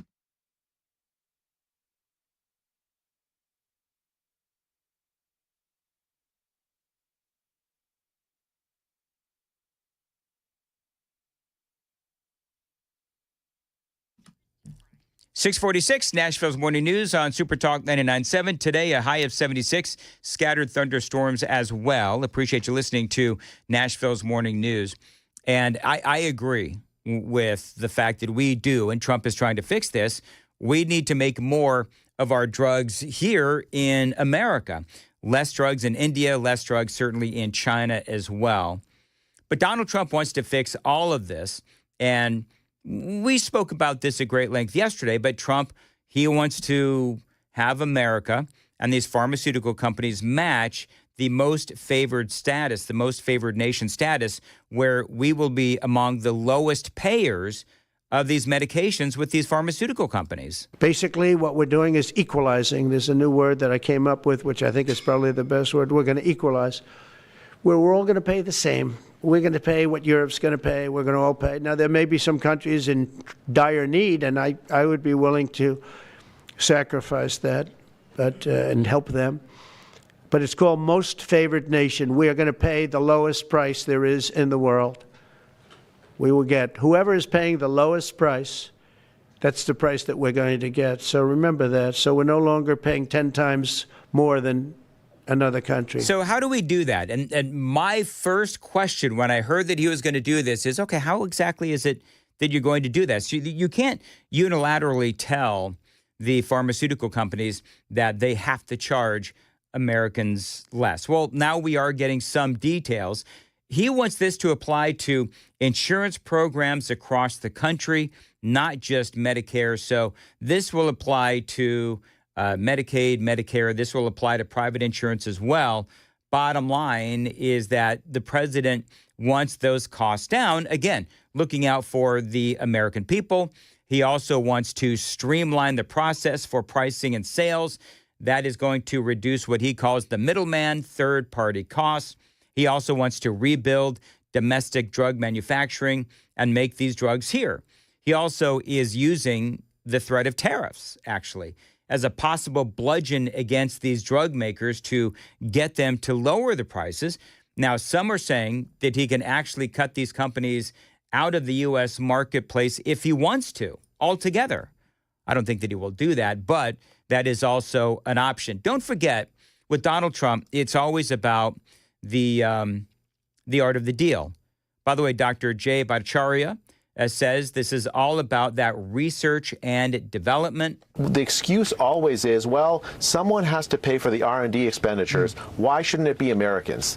That actually is classic price gouging. I think that is correct, and it's a kind of activity that's been justified by Democrats and unfortunately some Republicans as well for decades as a way of financing R&D expenditures for drugs. Yeah. I firmly believe in research and development for drugs. I mean, it's part of the NIH mission to like look for fundamental biological advances that develop in better treatments.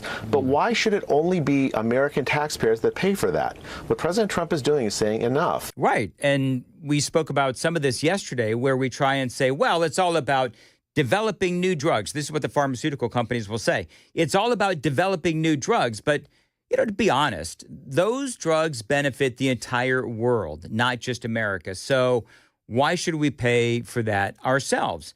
Now, yesterday, we spoke about how one reason we're charged more is because in our country, again, we are fragmented. Well, Trump is going to include the insurance companies in all of this as they try to negotiate these drug prices.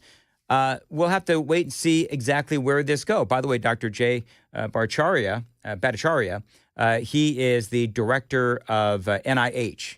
So this is a guy, he's on CNN. He was talking about, in his opinion, and I believe this is a good thing too, where the president needs to do everything he can to lower those prices while at the same time keeping us away from socialism. Let's have a broader base of support for this research mission. It's actually in some ways pro pharma. It's because it's going to expand the set of sort of stakeholders to include Europeans as well for the support of R&D, while at the same time protecting American taxpayers from having to pay such high prices for drugs. I mean, we have patients going bankrupt over high health bills. We have an unaffordable healthcare system. This really addresses that. And you do have a lot of folks saying that the healthcare and pharmaceutical industry, they're not going to tolerate this. They're not going to put up with this. Obviously, this is going to be fought in court. Others are saying that without Americans footing the bill, this means that vital drugs will not be developed. People are going to get sick. People are going to die, of course. It's what the Democrats always say, that people are going to die and that medicines that are being developed won't be fully researched. And, of course, it's the usual hue and cry from the media and people on the left. I'm afraid there just isn't an argument. I mean, the idea that the drugs that are produced and sold in Canada are somehow unsafe for use by Americans. You know, the FDA inspects foreign manufacturers. It's often the same manufacturing plant sells the drugs outside the country and inside the country. It's the same molecule sold. It's just 10 times more expensive. I don't see a counter argument that the drug companies would have to this. In fact, they'll benefit because they'll have a broader base of support for R&D from the European countries. I would recommend they go along with this because it's going to benefit them as well as American consumers. All right, so let's change the poll.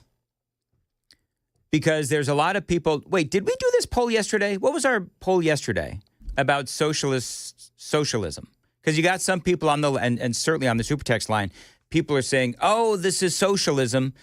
I don't necessarily believe that it is. But obviously, I totally understand people's worries and concerns. Did we do that yesterday, KGB? I don't think so. All right, so find a way to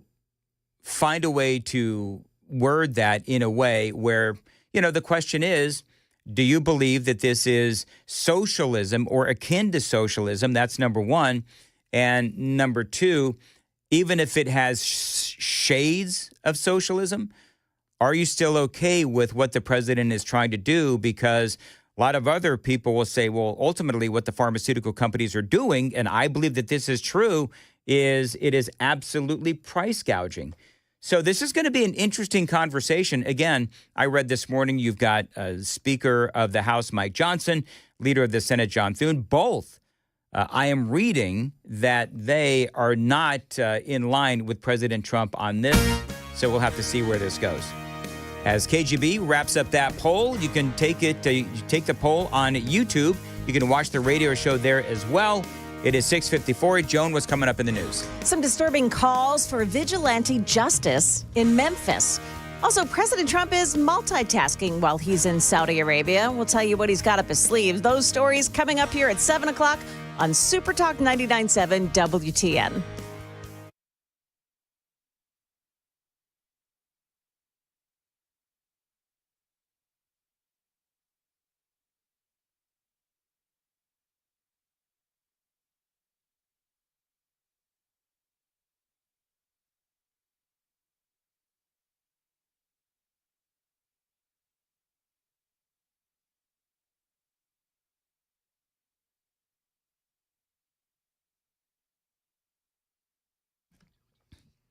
$6.54, Dan Mandis here from my carpet cleaning company, Zero Res. Now, I have been a client for years and years, and one big reason is that they really do help my allergies. Here we are in allergy season. You need Zero Res. You know, carpet is the number one air filter inside your home. It filters out airborne particulates, pollen, bacteria, you name it. Zero Res is going to filter it out. Going to filter out that bad stuff so you can keep your carpet clean. And Zero Res does this better than anyone. They don't use any harsh chemicals. They don't use any soaps either. Just powered water that leaves behind soft and fluffy carpets. Remember, a clean filter means a healthier home. Here in allergy season, that is critical for you and your family. You know, they haven't actually raised their prices in years at Zero Res, and every month a new offer to save you money. 2 rooms of carpets cleaned for just $109 plus. You are going to get a free hallway, and you're going to get 25% off of area rugs as well. Restrictions may apply. Call them. Take advantage of that great deal, 615-535-9376, 615-535-9376. Book online, ZeroResNashville.com.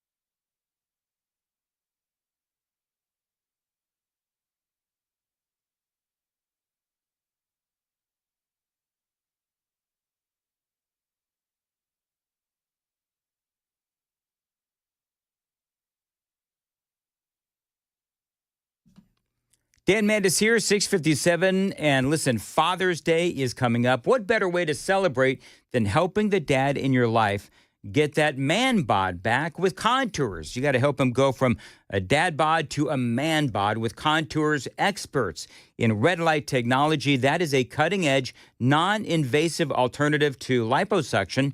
And what it does is it reduces body fat. They can help the dad in your life. Now, right now, you can get that Belly Buster special for just $99, just in time for Father's Day.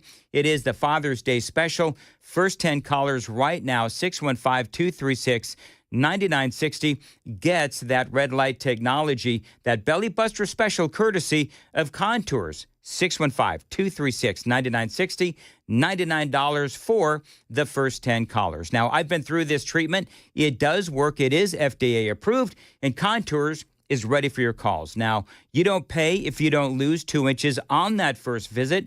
It is the Father's Day special. First 10 callers right now gets it for $99. Big savings, 615-236-9960, 615-236-9960. Find out how this cutting-edge red light technology works by going online, contoursllc.com.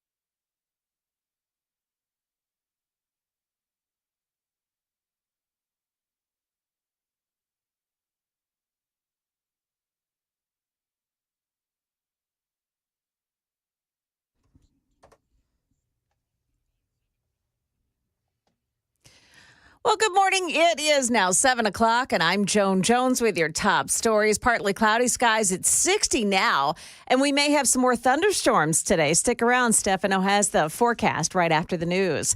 Metro Police have released the body cam video of a shooting yesterday. They had been pursuing a suspect in an attempted murder when that suspect pulled a gun on them and began firing on officers. Stop!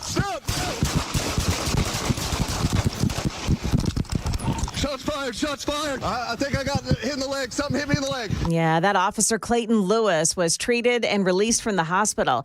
The suspect, Tadarius Hunt, was killed. This all took place on the Division Street Bridge in heavy traffic. Tadarius Hunt had been wanted for shooting a Nashville Rescue Mission employee nearly a dozen times as he left work on Sunday. That victim is 44-year-old Cedric Wilson. He is said to be recovering in the hospital.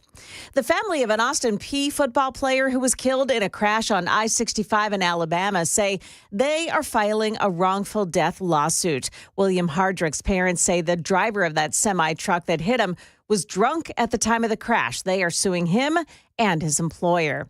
In Memphis, posters are popping up all over the city with the photos of 3 former police officers who were acquitted in the death of Tyree Nichols. The posters read, quote, "Wanted dead or unalive for the crime of beating Tyree to death and escaping justice." Police are still trying to figure out who's behind those posters. President Trump received a warm welcome this morning from Saudi Crown Prince Mohammed bin Salman upon his arrival in the kingdom. ABC News is reporting Saudi fighter jets escorted Air Force One as it came in to land, and then a 21-gun salute as he walked down the steps of the plane. While there, President Trump is multitasking. Looks like President Trump is really trying to get Netanyahu and Hamas back to the negotiating table, again, trying to jumpstart some serious talks about a ceasefire. And it appears to be working. Netanyahu is now sending another delegation of Israeli negotiators to Doha, and we understand they'll be there for several days to try to hash out a new ceasefire plan that maybe will bring out some of the hostages. That is ABC's Jordana Miller reporting. The American hostage that was released yesterday, Edan Alexander, spoke with President Trump this morning, thanked him for everything he did, helping to free him from captivity. Well, Market Numbers Report now brought to you by Beacon Capital Management, online at beaconcm.com. The Consumer Price Index is due out within the next hour. Right now, the stock futures are down. We've got Dow futures minus 265, NASDAQ futures falling 23, S&P futures, they're down 14. That's the latest news. We've got traffic and weather next. I'm Joan Jones, WTN News.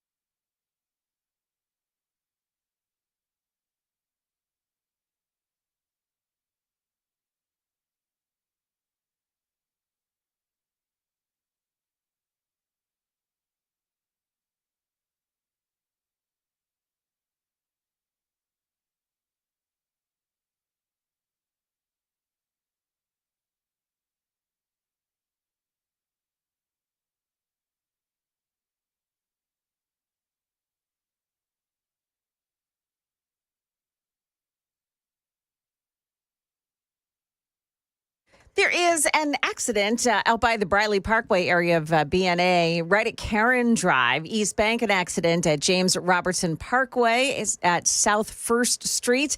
And there's also one in Laverne on Laverne Couchville Pike, north of Maxville Road. Traffic every 10 minutes every morning on Super Talk 99.7 WTN.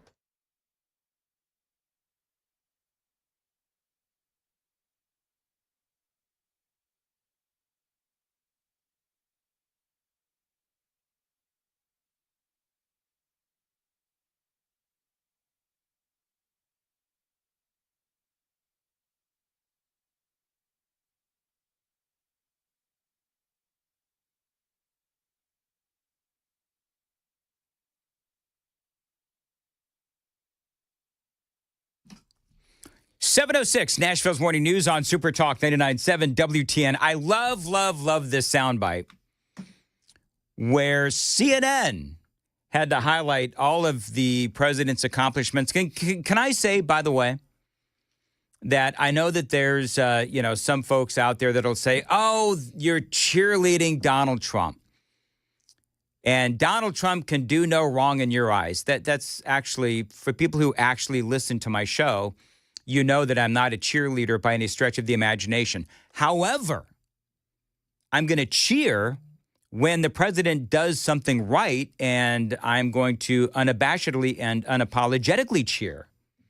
And if people have a problem with that, well, good thing that I don't care. This is CNN highlighting Donald Trump's accomplishments. This was yesterday when we all came in on a Monday, and it's like, good Lord, man. He's doing a lot of things right. We have had a lot of news this weekend, a lot of developments for the Trump White House. The last known living American hostage in Gaza is set to be released. Progress on trade with China, this ceasefire between India and Pakistan, and now possible face-to-face talks between Zelensky and Putin for the first time since Russia invaded Ukraine. How would you assess Trump's foreign policy agenda right now and all of these moves that we've seen just really in the last, 48 to 72 hours? Even CNN. Yeah, even CNN had to, I don't know what's happening with my computer. Something is wrong over there. Nuh-uh. Yes. Yes, it is. My computer is doing weird computer things. Only at Cumulus. Anyway, but bottom line is you heard what CNN was reporting, that there is accomplishment after accomplishment after accomplishment. Now, I thought it was interesting. Have you been keeping up with the South African farmers controversy, Joan? Oh, yes. I thought this was interesting. And for me, I mean, I welcome these folks with open arms. Now, for people that don't know, in South Africa, there are some refugees that have come from South Africa. They're white, and they've had their land taken away. And they're worried for their lives because of what's been going on in South Africa. Now, we had, I think, about 50 or so come in yesterday. There's video. I should let me repost this, because they're coming in, and as they fly into the airport, they had a whole bunch of crosses that were lining the flight path, and those crosses were for the farmers that have already been killed. And I'm going to repost this right now. And the president, somehow controversially, I don't know how this is controversial, but it is, he is bringing in these farmers from South Africa. These are farmers, again, who have had their land stolen from them. And this has been going on for years. This is President Trump talking about who these South African farmers are. Because they're being killed, and we don't want to see people be killed. Now, South Africa leadership is coming to see me, I understand, sometime next week. And, we're supposed to have I guess a G20 meeting there or something. But we're having a G20 meeting. I don't know how we can go unless that situation's taken care of. But it's a genocide that's taking place that you people don't want to write about. But it's a terrible thing that's taking place. And farmers are being killed. They happen to be white. But whether they're white or black makes no difference to me. But white farmers are being brutally killed, and their land is being confiscated in South Africa. And the newspapers and the media, television media, doesn't even talk about it. If it were the other way around, they'd talk about it. That would be the only story they'd talk about. And I don't care who they are. I don't care about their race, their color. I don't care about their height, their weight. I don't care about anything. I just know that what's happening is terrible. I have people that live in South Africa. They say it's a terrible situation taking place. So we've essentially extended citizenship to those people to escape from that violence and come here. So part of what is going on in South Africa is you have these farmers, and they're white, and they've got land. And in South Africa, you have this law now where they're literally taking people's land and giving it to black people in South Africa. I mean, I'm simplifying this, but that is what's going on. And this is, in my opinion, and in the opinion of many others, this is basically the South African government giving approval where these farmers, their land can literally be confiscated. And you've also got some marauding gangs out there that are also taking out these white farmers. The South African government, this is from ABC. The South African government said the U.S. allegations that Afrikaners, which is their term for these white farmers, are being persecuted are completely false. The result of misinformation and an inaccurate view of its country. Well, this is kind of weird because, I mean, this has been going on, for a long time. It cited the fact that Afrikaners are among the richest and most successful people in the country and said they're amongst the most economically privileged. Well, yeah, but if they're having their land taken away, and in some cases this land is the property of their family, it's been in their family for years. So my question would be to the government of South Africa, well, if that's true, if they are among the most economically privileged in your country, well, then why are they fleeing to the United States where they're going to come here and they have nothing? They are afraid for their lives because of what they've been seeing in Africa, in South Africa. This has been going on for a long time. You've got 62 million black people and only 2.7 million white people, but the accusation is that the white folks have all the land and the money. And so now the folks there in South Africa, the government passed a law called expropriation. It's the Expropriation Act of 2024. I'm trying to say it, folks, where the government can come in and literally take their land without compensation. That is what the South African government is doing.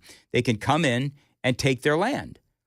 And it's just, it's horrible what's happening to these folks. The government of South Africa calls this an attempt to fix historical inequities because of apartheid. So we'll see where all of this shakes out. But you have, I think it's like 50 white farmers have come here fleeing for their lives and leaving their homeland and leaving all of this land that has apparently been confiscated. And the president is saying, I don't care about, whether they're white, black, red, green, blue, or yellow. We need to help these people. And so they get off the plane and they are waving flags and they're showing their true appreciation for being here in America. But you got these folks that are saying, well, the land confiscation is not happening and that people are not being killed. But people on the ground say otherwise. By the way, Elon Musk has been talking about this for a long time, and so that is also part of the conversation. Media, of course, focusing on the fact that all of these people are white, and so now they've gone, off the deep end because apparently refugees can only be, black or brown or whatever it is. And they're saying that Donald Trump simply refuses to let in refugees from other parts of the country, which is not true. Other parts of the world, which is not true. Donald Trump has obviously let people in from other parts of the world, including, by the way, Muslims. And so you've got all these people that are saying, oh, no, Donald Trump only lets in white people, which is silly. In Donald Trump's first term, we had people coming in from the Congo, Burma or Myanmar, Ukraine, Iraq, Somalia, Sudan, as a matter of fact, Central America, and many, many others. But, you let in a few dozen farmers from South Africa that happen to be white, and it is some sort of a racist move. And I think the whole thing is ridiculous. Clearly, there is something going on in South Africa that is causing these people to flee South Africa. They're afraid for their lives. They are having their land legally, and I'm putting that in air quotes, legally confiscated in South Africa because the government is literally taking it away and giving it to other people. It's being taken away because they are white, and they feel like for equity's sake, they are taking away their land. It is awful. It is absolutely awful. And the media's reaction to all of this is equally as abhorrent. It is 7:15, time to check the roads on WTN.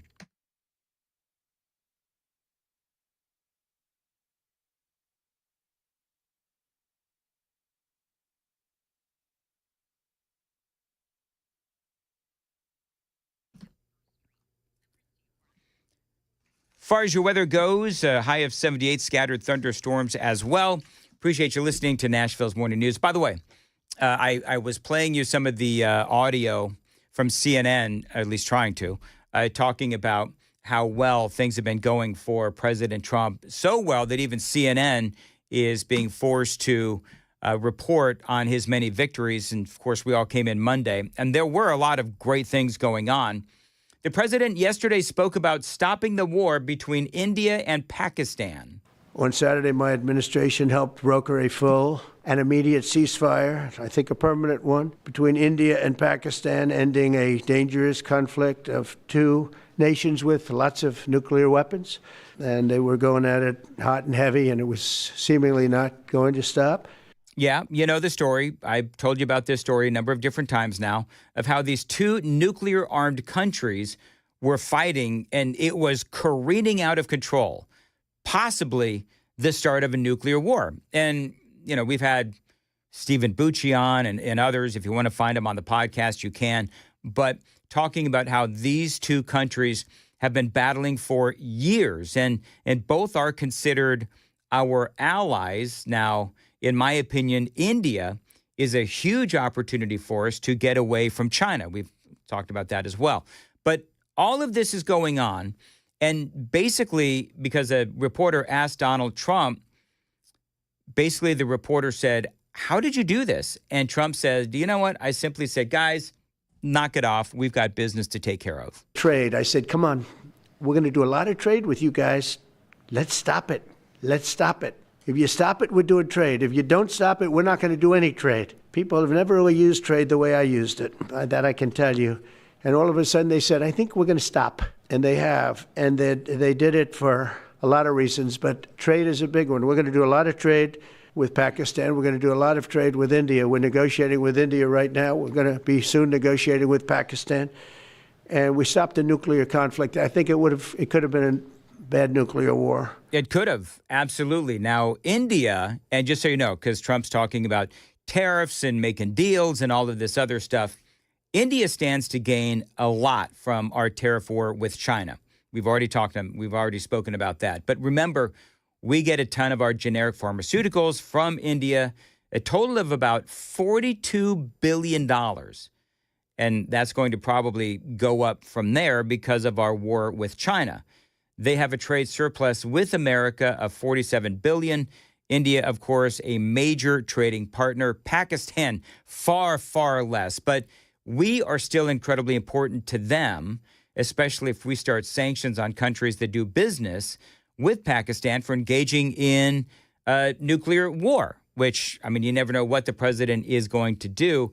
They do a lot of business with China and Europe. Pakistan does. And so Trump basically, and you just heard him say that here's the deal. We do have business to tend to. We do have deals to make, and we can't make it if you two are sitting here, fighting each other. And they stopped. India refused to acknowledge President Trump and his involvement. although Pakistan did. It was Marco Rubio and J.D. Vance who brokered the ceasefire. Pakistan's prime minister thanked the Trump administration for the assist. And it is funny because these are all major accomplishments that, if you think about it, happened just on a random weekend that will probably fade away quickly. But these are actually really impactful and significant in the long run. All right, it is 7:21. Nashville's Morning News on Super Talk 99.7 WTN. Joan Jones is in the WTN newsroom. Joan, what's coming up? So we have the broad daylight shootout between Metro Nashville police and a man wanted for attempted murder. Also, the newest deportation case that's getting a lot of media attention. You'll want to hear about this one. Those stories coming up here at 7:30 on Super Talk 99.7 WTN.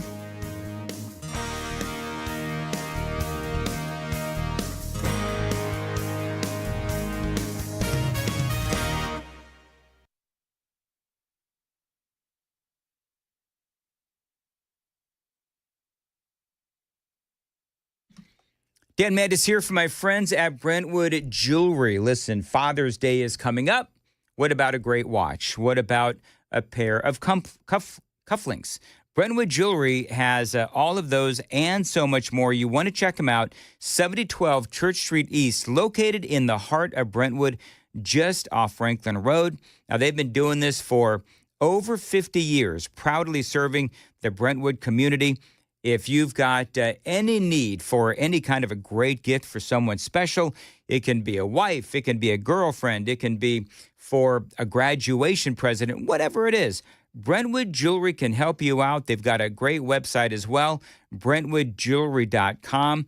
Now, again, they can help you for Father's Day, watch, cufflinks, you name it, they've got it. And if you need a graduation gift, maybe a gift for a birthday, gift for a wife. They've got necklaces. They've got rings. They've got earrings. You name it, they've got it at Brentwood Jewelry at terrific prices as well as an outstanding selection. You can always find them online. BrentwoodJewelry.com, 7012 Church Street East, located in the heart of Brentwood, just off Franklin Road. Exceptional style, exceptional deals every day for over 50 years.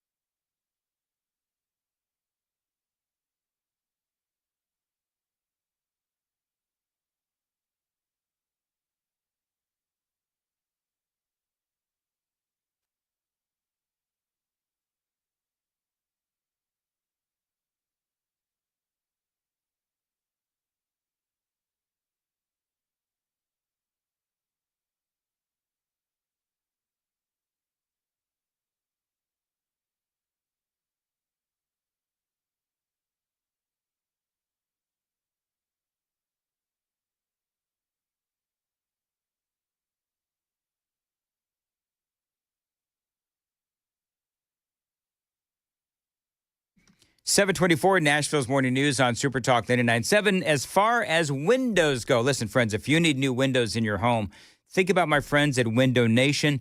This is a great company. They put new windows in my home, and Window Nation is a company that you can trust. I endorse these folks because they did great work for me. If you've got old and inefficient windows, it is time to upgrade with Window Nation. You know, they were ranked highest on Forbes' list of best window installers. They put new windows in my basement studio, my kitchen, and my bedroom. They do look fantastic, and they can do the same thing for you. And right now, they've got a great deal for listeners to my show. By the way, these are windows that are made in the USA.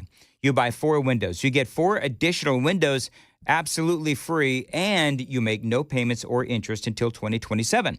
Now, these windows, they are energy efficient, so not only are you saving money on install, but on your electricity bills as well. Now, how do I know that you're going to be happy with your new windows from Window Nation? Listen to this. They've got a 96% satisfaction rating and over 20,000 5-star reviews. Now, don't forget that great deal. You buy 4 windows, you get 4 additional windows absolutely free, plus no payments or interest until 2027.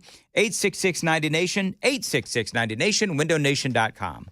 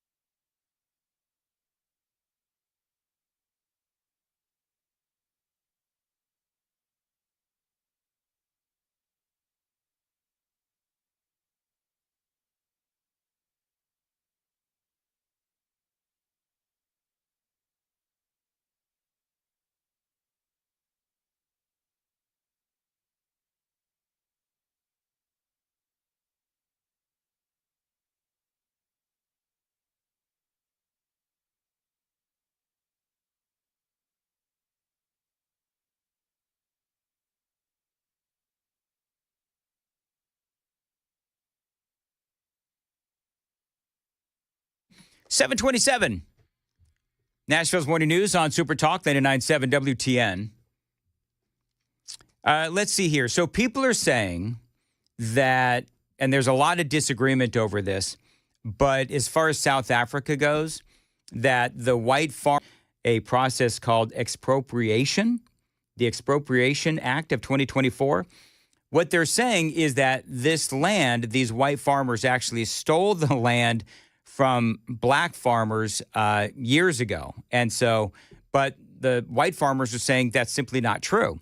And so you've just got a big disagreement over all of this during apartheid. So you've got all of this playing out, and there's some people on the super text line that are saying, well, there's no moral issue here because if the land was originally stolen, okay, well then, number one, how exactly to prove that? Number two is, okay, well then if you want to start going down that road, then you're going to have all these people on the left saying, well, what about the fact that, you know, we stole the land from the Indians? I mean, so that's part of the controversy as well. So to me, there's some people that are saying, oh, it's happening in South Africa. By the way, I read an article where when they give this land back to these families that supposedly had it stolen years ago, that they fail. 90% of these families fail to cultivate that farmland, and it ends up, you know, not being, they're not able to grow things or whatever they do on this farmland. And so the whole thing ends up being a big waste. And of course, the controversy about Donald Trump only bringing in white refugees, which is absolutely, completely bunk.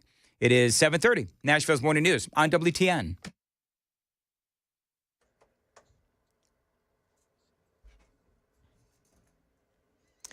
Good morning, 7:30 now, and I'm Joan Jones with your top stories. There's a crash on Briley Parkway southbound at Karen Drive this morning. Told you about that earlier. Still being cleaned up, but now the delay from that is stop and go from I-40 East exit 6 up to that spot. Careful there. You may need a few extra minutes to get around it.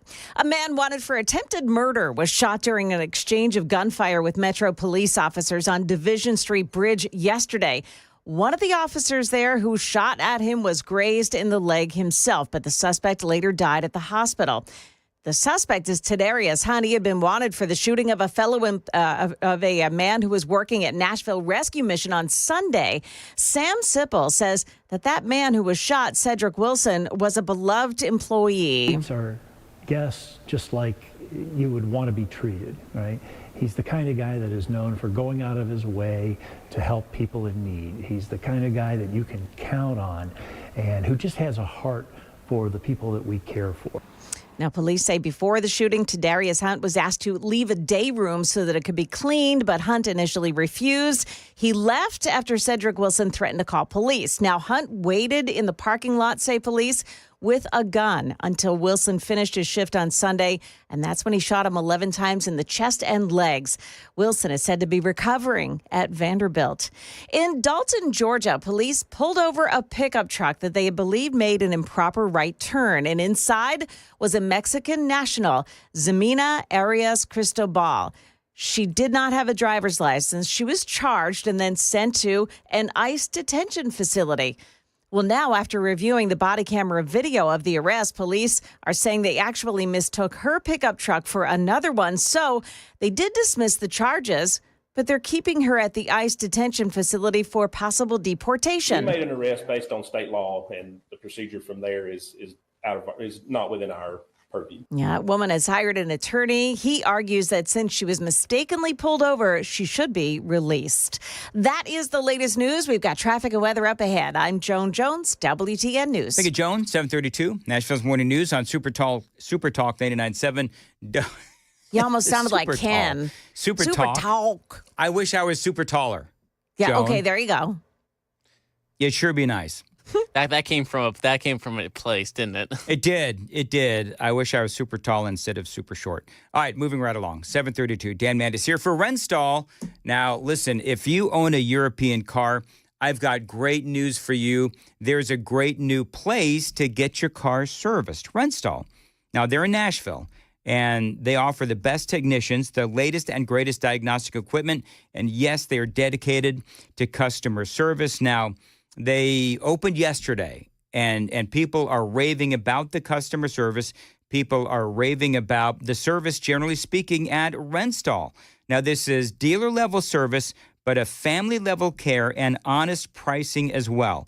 Not a corporate mindset, just a family business helping out our neighbors and our friends by delivering honesty, respect, and exceptional service as well. Now, these are locally owned and operated and exclusively work on all European vehicles. And yes, they are open right now. You want to check them out online. And again, it's a great company. Renstall, itrustmymechanic.com. That is itrustmymechanic.com. Conveniently located directly across the street from the Academy of Country Music and Live Nation, just 2 minutes from downtown and 5 minutes from Music Row. They do offer, this is the kind of people this is. They offer the Heroes Service discount. Veterans, active duty military, first responders, and emergency medical personnel all get a 10% discount on all repairs at Renstall. They also offer complimentary shuttle service and free Uber rides as well. Immediate appointments and a quick turnaround as well. Check them out online, itrustmymechanic.com. Call them right now. Get your appointment. 615-777-7100. 615-777-7100.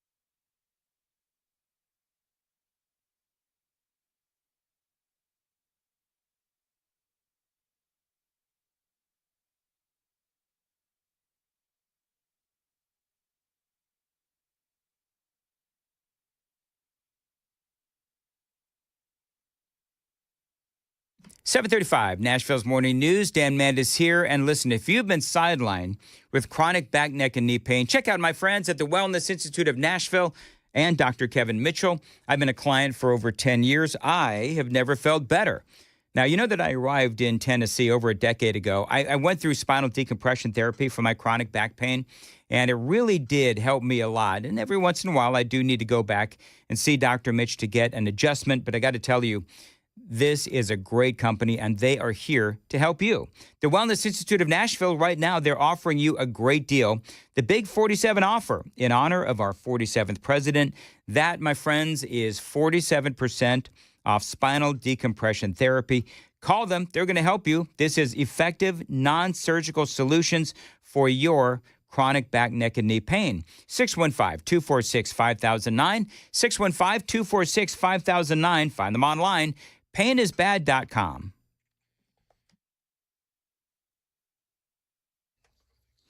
Okay, so we have some issues this morning. One is at the airport on Briley Parkway, southbound at Karen Drive. That's a crash, and it's pretty jammed up on your way as you approach that spot this morning. Madison, Gallatin Pike, south of East Old Hickory Boulevard, a crash.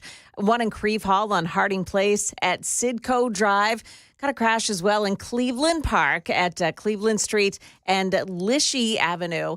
A stalled out vehicle in Creve Hall on 65 southbound at Harding Place, exit 78, and the left shoulder there is blocked off. And some delays this morning, it looks like, on 65 in the northbound lanes begins after 396. This is around the Buckner Lane area. Careful this morning as you're making your way in on that area. Traffic every 10 minutes every morning on Super Talk 99.7 WTN.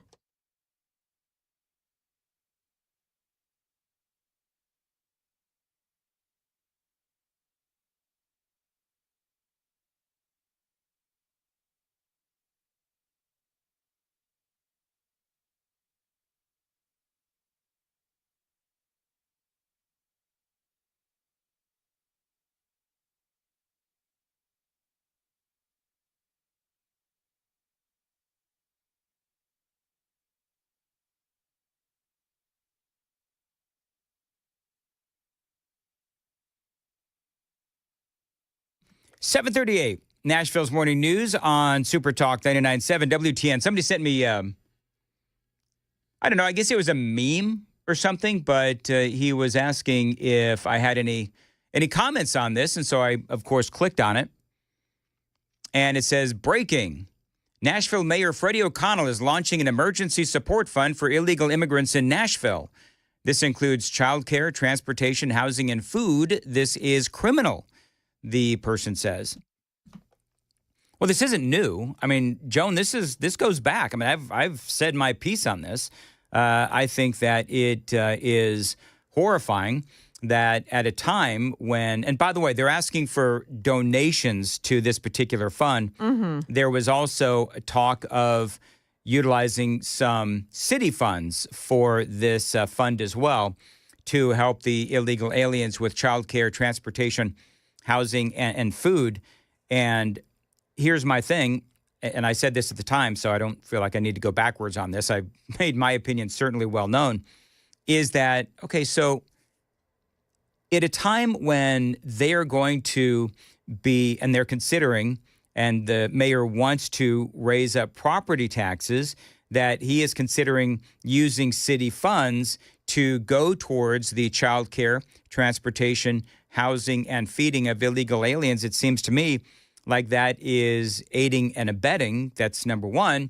But number two, it just seems like a good way to lose a re-election, because you're going to raise, you desperately, Freddie O'Connell wants to raise property taxes, yet he was considering, and I don't know if he is going to or not, but they're considering using city funds to help support these illegal aliens, not to mention the fact that he had that executive order where he is demanding that state agencies contact his office, or city agencies contact his office if they hear from state or federal agencies on illegal immigration or ICE raids. So, and you know why he wants that? He wants that so that he can, tip off those communities. And so for me, I mean, I don't know what else I can possibly say about this that I haven't already said a million times over the past week and a half, 2 weeks. And that is that Freddie O'Connell, the mayor of Nashville, and the collective brain trust that is the Metro City Council, with the exception of Courtney Johnston. She's great. But they are all about doing what they can to protect the illegal alien community in this country.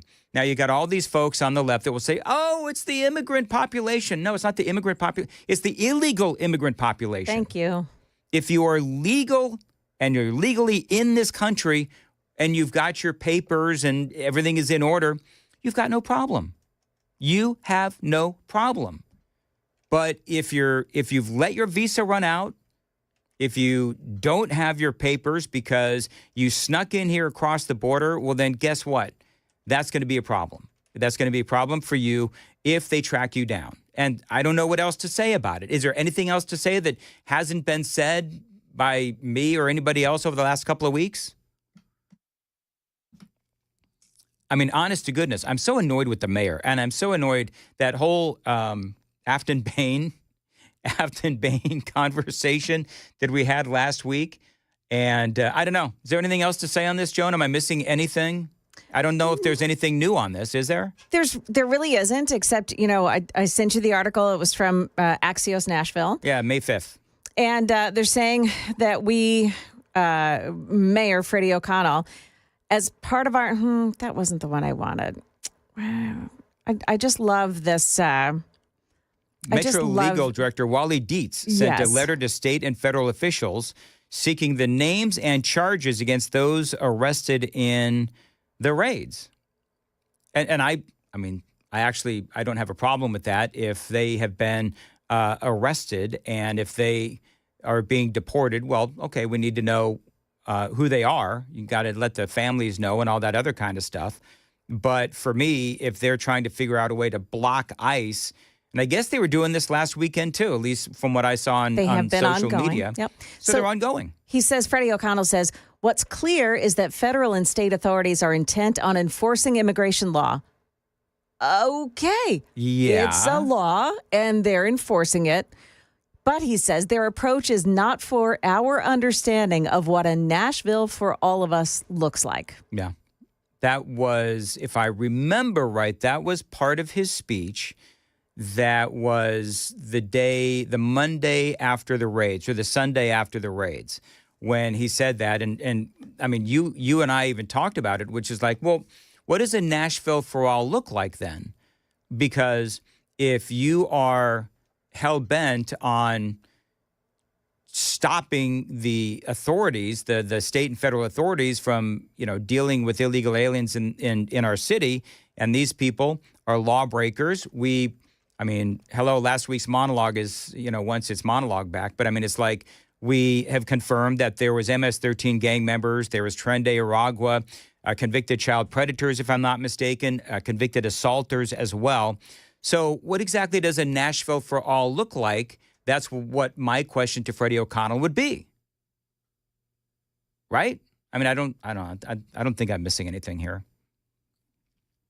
You think the good people in Nashville, you think they're going to reelect Mayor Freddie O'Connell for putting illegal aliens over the citizens of Nashville and also wanting to raise property taxes? If Republicans can float a candidate that can appropriately use that point of view and the raising of taxes, I think he's cooked. I think his goose is cooked. 1998 says restaurants in downtown Nashville closed due to fear of ICE presence. I don't know. Again, Murphy Show was talking about this yesterday. I think yesterday, where he said he went down to, Music Row and Broadway and some of these places. He didn't see any of these restaurants closed. He said that they were bustling. So I don't know. I haven't gone out there today. Obviously, I'm working. But everybody wants to know, what is Nashville for all? 7679. We asked that question on the day that he said that comment, Joan. What exactly is Nashville for all? What does that mean? Because the Nashville that I want does not include illegal alien gang members. And for Freddie O'Connell, if his definition of Nashville for All, if that includes illegal alien gang members and child sexual predators and convicted assaulters and so forth, well, then I don't know what Freddie's been smoking, but pretty sure if you walk the streets of Nashville and you ask people, hey, do you want, when you think of Nashville for All, does it include all of these different categories of people that I just mentioned? I absolutely know for a fact that people would say, no, that's not what we included in Nashville for All. So this is Freddie, and this is Freddie O'Connell doing what Freddie O'Connell does. And whether or not Anthony says that's a pile of crap, talking about whether or not the restaurants are closing. This is from the Tennessee Star, by the way. And the Tennessee Star, I mean, this is one of my places that I get news, where they are saying, audio's down, report, restaurants in downtown Nashville closed due to fear of ICE presence. You know what I want to know? All right, so Super Text line is open, 615-737-9986. Have you been to downtown, or do you work in one of these downtown restaurants? I will say, in fairness, somebody sent a note to the Super Text line yesterday, and he said that he did work in a restaurant. He does work in a restaurant, and there's a lot of folks that did not show up for work. So I don't know. There's also people on Reddit trying to help them. There's a Nashville Reddit subreddit where people are like, if you're illegal, we can do blah, blah, blah. And then even illegal immigrants are on there like, I'll ask any questions you guys have and blah, blah, blah. It's just they're all basically working together on a Reddit page. All right, well, there you go. By the way, we have not done traffic. 7:45, time to check the roads on WTN.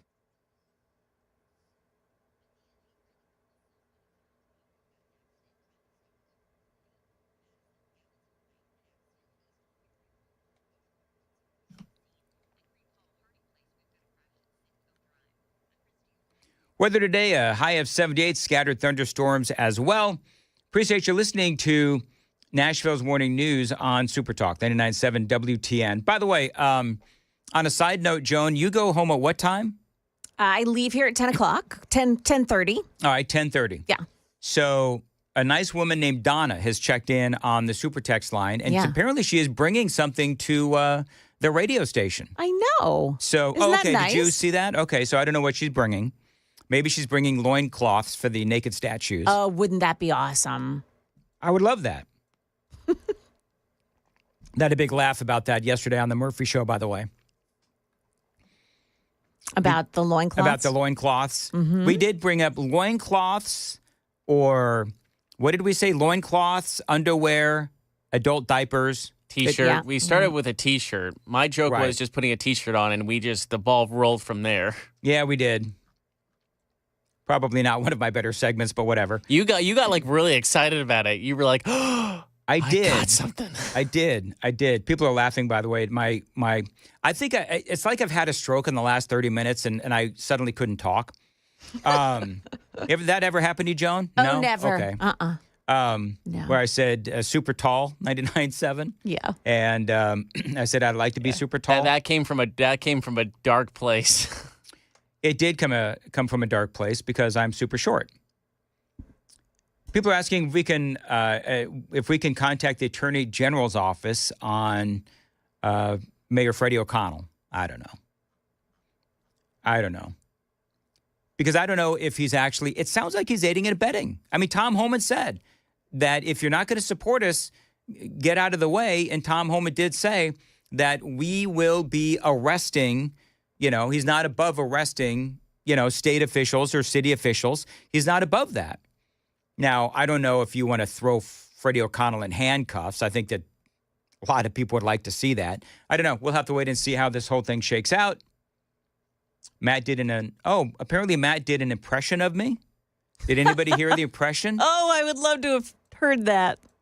Well, it's got to be on the tape. Should we try to find the tape for 8:35? Come on, What KGB. time? I think you can do this. What time was the impression? I looked through 4 hours of the show straight, or someone give me a timestamp. I don't know. I think it was in the 4 o'clock hour. I think it was. We got all these. All right, I'll do all my these best. folks coming in. Tennessee Men's Clinic loincloth. Oh, we did talk about having a sponsor. 1349 says Freddie wants to get arrested, gives him street cred. Oh, that's absolutely right. That is absolutely right. So he'll be storming the DHS facility here next. You know, it's so interesting with this whole South African story, right? With I don't have the story in front of me again, but you've got all of these, 50 or so people, farmers and so forth, coming in from South Africa. And I guess this is a bigger debate than I thought, because you do have people that are saying, oh, there's absolutely no proof that they're confiscating this land that was supposedly stolen from black families during apartheid. You have two completely polarized sides on this thing. I assume that everybody knew that's what was going on, that you have the government. You also have had, these roving gangs that are going and killing farmers. This has been going on for a long time. And yes, a lot of this does stem from apartheid. So, I mean, my palms are up in the air, okay, because there are some conservatives that are taking the side of the South African government in their want to take away land from these farmers and give it back to the supposedly original families that supposedly stole this land. And I'm not South African. I have no idea what's going on. Elon Musk and Donald Trump seem to take the polar opposite position of the South African government. But I'm here to tell you that as it relates to Donald Trump, no, he does not only take in white refugees. Are people that dumb? I believe that people are that dumb when they say, oh, Donald Trump only takes in white refugees. That is so emblematic of the left and their just stupidity on all things Donald Trump. But maybe that is some hate listeners that are throwing that down on the super text line as well. Whatever. It is 7:53 on Nashville. I got lost on all this. What are we doing? We've done traffic. 7:53. It is time for the news tease with Joan Jones. There it is. I'm still stuck on super tall. I'm still back at super tall, Joan. Well, it's okay, Dan. Is it okay? It's going to be a long week, but yeah, sure, it's fine. It is going to be a long week. I was going along fine until super tall. Yeah. All right, Joan, what's coming up? So there is some really great news on the economy that just came out, and it's turned stock futures, some of them higher this morning. I can't wait to tell you about this one. It's coming up here, at 8 o'clock on Super Talk 99.7 WTN.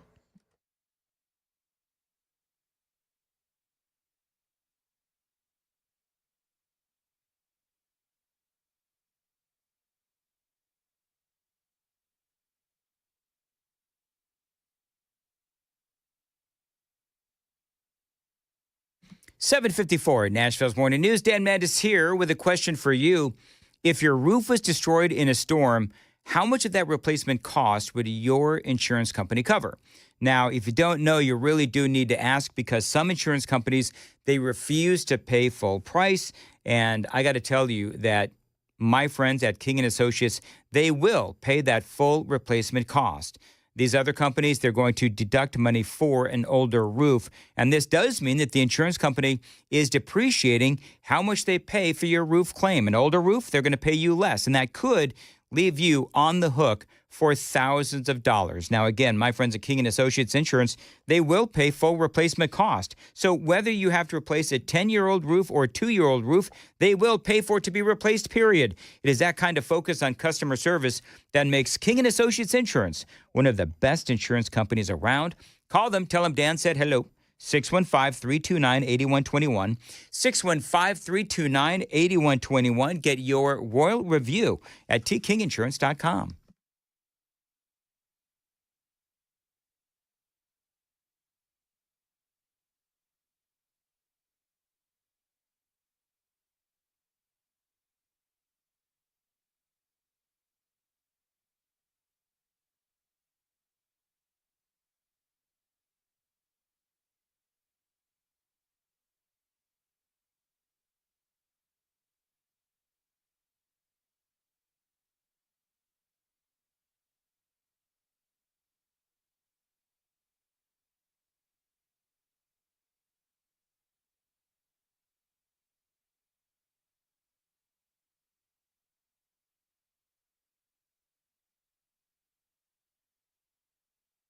7:56 on Nashville's Morning News on WTN. Dan Mandis here for my friends at DT McCall's, a great American company, a great Tennessee company.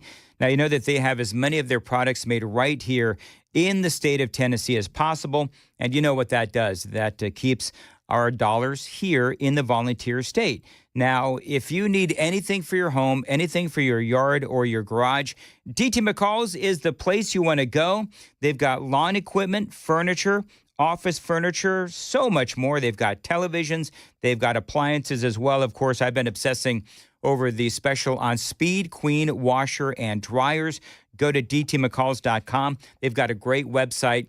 They've got prices for any budget, and they've got a huge selection as well at dtmccalls.com, on store, I should say in store or online. They do have 5 locations across Middle Tennessee: Carthage, Cookeville, Lebanon, Lafayette, and Franklin. That website, one more time for DT McCalls, it is dtmccalls.com.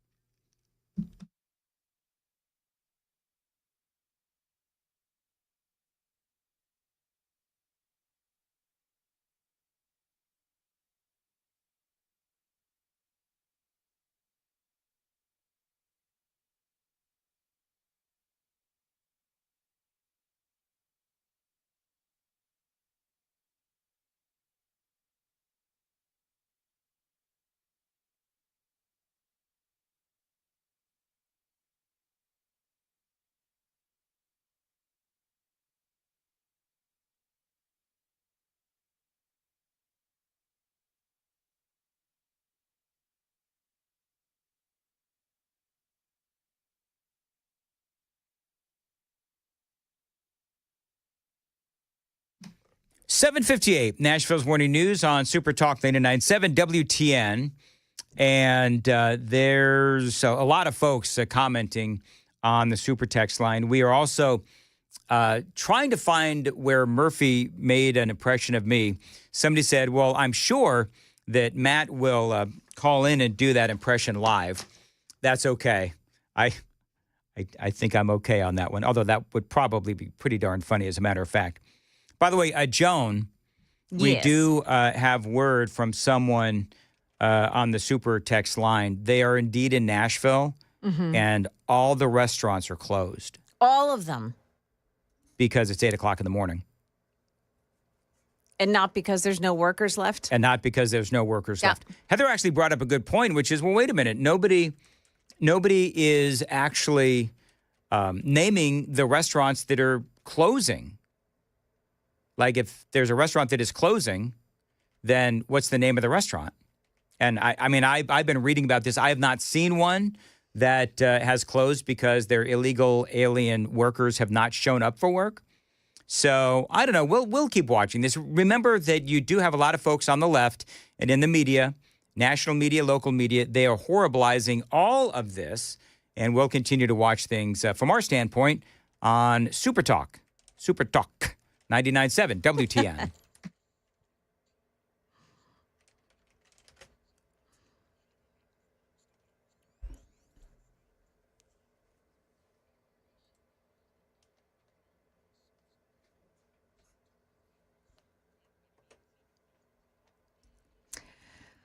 Well, hello there. It is 8 o'clock, and I'm Joan Jones with your top stories. There are a couple of accidents this morning causing some big delays. 65 northbound side. This is Belmont. A crash with the two left lanes blocked off. It's right at Wedgwood Avenue, exit 81. Then in Joelton, Whites Creek Pike, southbound at I-24 North.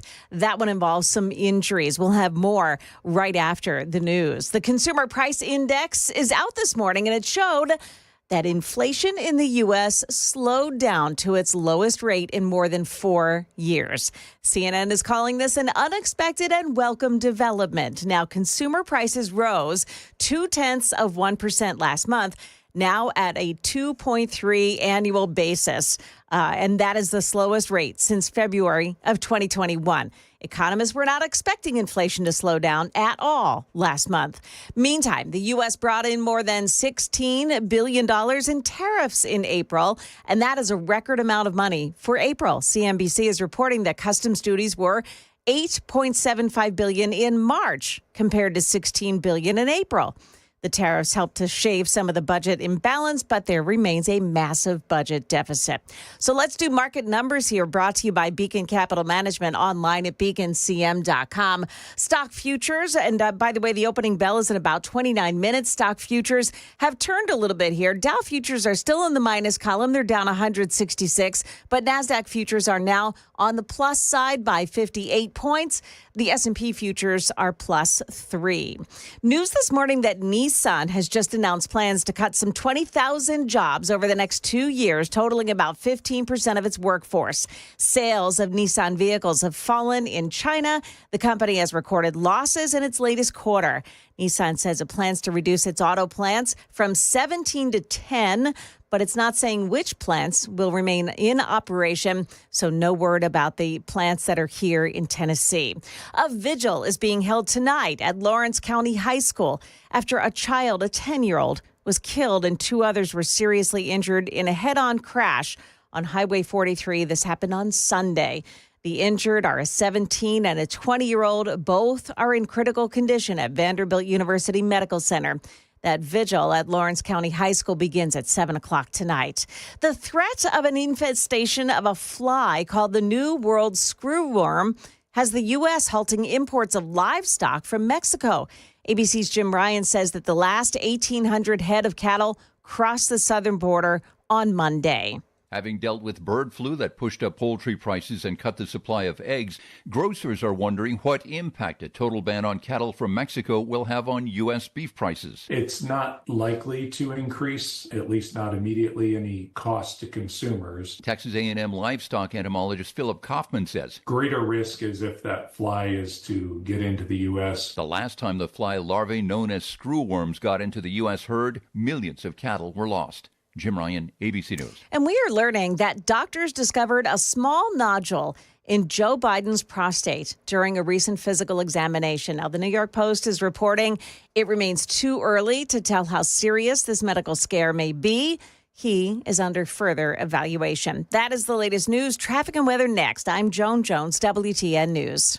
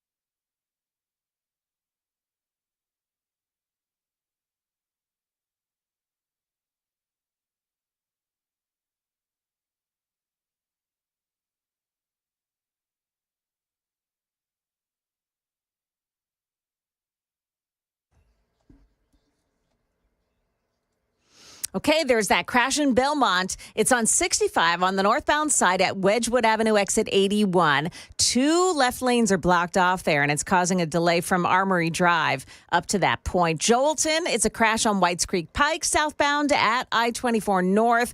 At the airport, they're still working a crash scene on Briley Parkway at Karen Drive. In Madison, Gallatin Pike South at Webster Street, there's a crash. And one more in Creve Hall, a crash involving injuries on Harding Place at Sidco Drive. Traffic every 10 minutes every morning on Super Talk 99.7 WTN.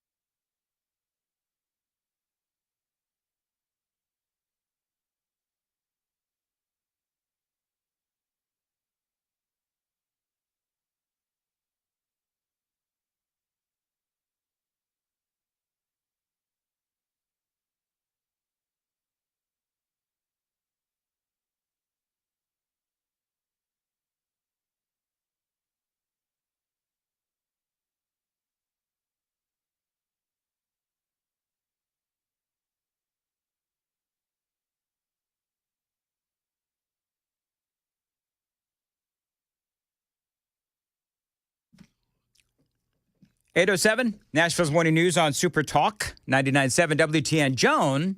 Hello. So what's going on with that was quite the newscast you have. Yes, there was a lot to... There was a lot there with like this worm. That screw worm, yeah. What is it called? The screw worm? It's a fly that's called New World screw worm. The New World screw worm. Mm-hmm. So it's a flesh-eating fly that kills. It kills lots of herds, and this happened before. It's not the first time. So we're not accepting any more Mexican livestock at the moment. I'm sorry, I don't know why I'm laughing at that. Yeah, I don't know either. Okay. So and you said they came over the border. Yes. Okay. Yes. I thought we fixed the border problem. Not anymore. I wonder if Rush will come out with a song called "New World Fly" or "New World Worm." Because Rush has a song called "New World Man." Yes, New World Worm. Yeah. Also, can we talk about? It's a tough room. I admit that was really not funny. But if you're a Rush fan, you might have thought that was funny. Also, Joe Biden. What's going on with Joe Biden? So he had a physical exam recently, and they found a small nodule on his prostate. Are you sure that wasn't his head? Oh, Dan, that may be the funniest thing you have ever said. Yeah, that'll age really well when we find out that he's got really bad prostate cancer. By the way, I stole that from the Super Text line. Thank you very much, Super Texters. So it has necessitated further evaluation. Listen, I don't want anything bad to happen to Joe Biden. Right. They don't know if it's a benign lump caused by inflammation or something more serious, which, of course, would be cancer. Yep.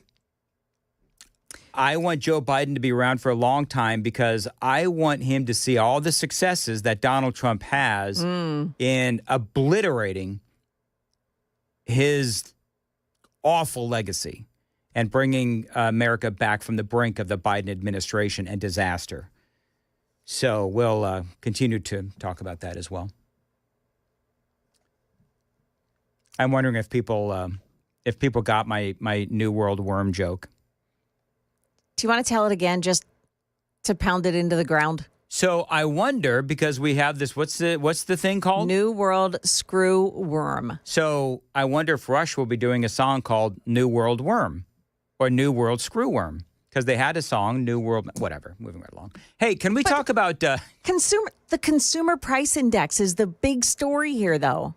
All right, so let's talk about that real quick, because the Daily Mail has a story on this. Prices rose 2.3% in April compared... No, prices rose 0.2% in April. The annual rate is now at 2.3%. Okay, well, they wrote it awkwardly. Okay. This is what they say.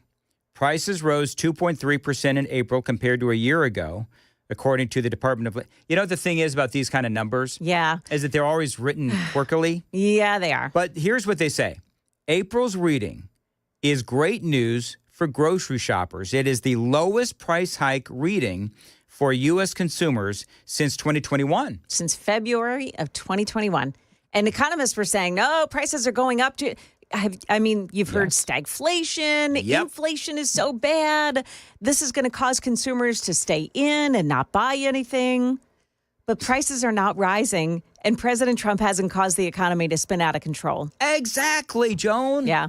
What And have in I been fact- saying all along? Yeah, That you've got these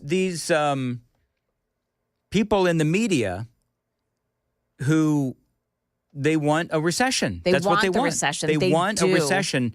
How crazy is it that you have people in this country that are so infused with Trump derangement syndrome that they actually wish a recession on America so that Donald Trump is wrong?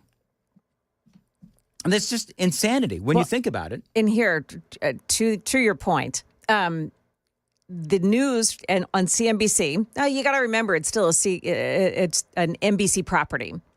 The news is annual inflation rate hits 2.3%, less than expected. Great news. The very next headline: the calm before the storm. Prices drop, but tariffs could push costs higher.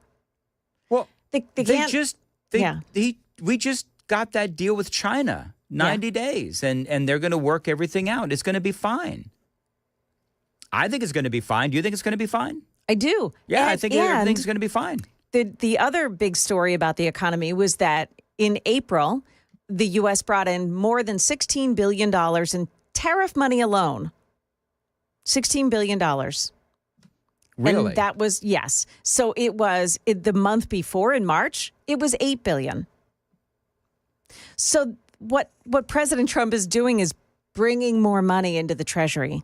That he is. And here's the deal. He's also bringing jobs. Yes. As well. And I think that China, ultimately, and we all said it. We all said that China is, they don't have the economy, they don't have the bandwidth to withstand a long-term trade war with America. And so obviously they blinked, and the president was very respectful of Xi Jinping in their conversations as well. And so I think that the president is right and his administration is right when they say that, we are heading into a new golden age of America. And I personally think that this is going to be great. And that's why I want Joe Biden to be as healthy as he possibly can be, because I want him to live a long, healthy life, and I want him to see how well America does under Donald Trump. Does that make sense? Yes. Okay, good. Trump is in Saudi Arabia, first stop in this major Middle East trip. It's all about the deals. We talked about this in the 5. It's all about the deals. And he is, I'm looking right now, breaking news. Are you watching this? What am I watching? Donald Trump is on CNN. Oh, I see. Yes. And you got Trump. He is sitting at a desk and he's signing something. Signing a deal. What are they signing? This is all already done when he gets there, right? He's probably had his people working with their people on some big deal. Remember the last, I don't want to say it was the last time he was in Saudi Arabia, but he took a trip to Saudi Arabia in his first administration, and he walked away with a $110 billion deal. So I'm curious as to what they're signing. Can you bring up CNN? It's there's no audio. Yeah, I can bring it up here. Can you? Yeah, I want to know what they're signing. They're in a very big room. Yes. They're both signing on to the same document President Trump just signed. Now, Mohammed bin Salman is now signing the same document. This is some sort of a deal. This is why Trump decided to go to Saudi Arabia instead of like Europe or Canada. President Trump is signing again. I want the guy to pop up behind him that always tells us what the executive order is. Oh my gosh, that is, I love when that, have you ever researched that guy? I have not. I have. It's actually really interesting. He was one of Trump's lawyers during all of these different lawsuits against him. He went to Harvard. And so Trump is always ribbing that guy because he went to Harvard. Oh, okay. And they always like to have these, the shout outs as to what this does. Now everybody is standing up. Bin Salman is walking over to Trump. They're shaking hands. You know, KGB, go on Standing Twitter side and by see side. if you can find out what the heck's going on here. They're not speaking. What is wrong with them? They clearly didn't know that we were going to take them live. This is the day that I'm having, by the way. Let's go to a live news event where nobody speaks. There you go. And then it's in Arabic or whatever this is. And I know Bin Salman speaks English, so it's interesting. We've been watching the signing ceremony. We've been watching the signing ceremony happening in Riyadh. It is unclear what the president and the crown prince were actually signing. Oh, that is funny. Okay, not even CNN. All right, take it down. I can't take it. So, well, did that you was see her interesting. face? Did you see her? Oh, it is unclear. She's miserable. It's like somebody farted in an elevator. Yeah. It is unclear what they're signing. Well, obviously they're signing something, and I bet you it's worth billions of dollars. We'll have to wait and see what happens. So let's check X and see if anybody is posting as to what the president is signing. But somebody's got to hand out like press releases and that kind of thing. Yeah. All right, it is 8:15. Time to check the roads on WTN.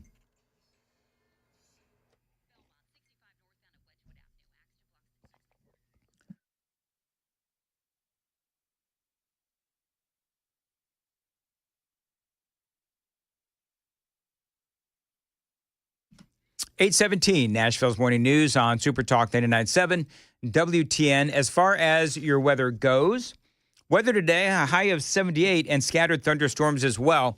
Appreciate you listening to Nashville's Morning News on Super Talk 99.7 WTN. So we don't really know yet what it is that Donald Trump was signing and his counterpart in Saudi Arabia. CNN, of course, immediately goes to Senator Jeanne Shaheen from the Armed Services Committee, the Senate Armed Services Committee, a Democrat, to immediately start crapping on everything Donald Trump does. She did say it is an economic deal, and it is a big deal. It's a very good thing because they're a good partner to the United States. But then she started crapping on him. There you go. He doesn't see that Iran is the big threat here. Right. But he does. Actually, you know what? I got a lot of hate a couple of weeks ago for disagreeing with Trump when he was saying all the nice things about Iran and saying that he wanted to negotiate with Iran. And I was like, you don't negotiate with terrorists. You don't. I mean, not negotiating with terrorists seems like pretty much 101. And there are people, again, whatever. But there's going to be a lot of things I feel like that I've been agreeing to disagree with folks on these days, which is fine, all well and good. We will have to find out what people. All right, so everybody on Twitter that I follow is talking about the incredible consumer price index report. Okay, which is good. Yeah. Which is good for Trump. All right, it is 8:19. Nashville's Morning News on Super Talk 99.7 WTN. John Rose, by the way, was on Murphy's show yesterday. By the way, KGB, did you find the audio of Murphy's show? I did. Doing an impression of me? Yes, I have just that audio and the full context of what he was talking about as well. Okay, well, we'll have fun with that at 8:35. I'm anxious to hear Matt and his impression of yours truly. Okay. I know I'm going to be horrified. And then you know what we'll do? We'll do an around the room and we'll ask the question, do I actually sound like that? He was pretty good. He did a good job. Did he really? Yeah.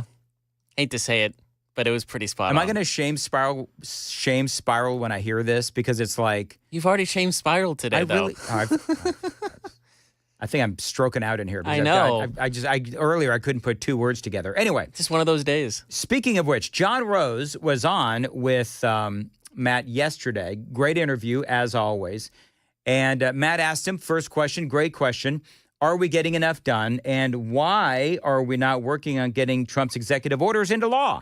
Well, of course, I think we'd all like to see Congress move faster, but we have to keep in mind that the founders set it up the way they did. And so the process is a little laborious and slow at times and is frustrating.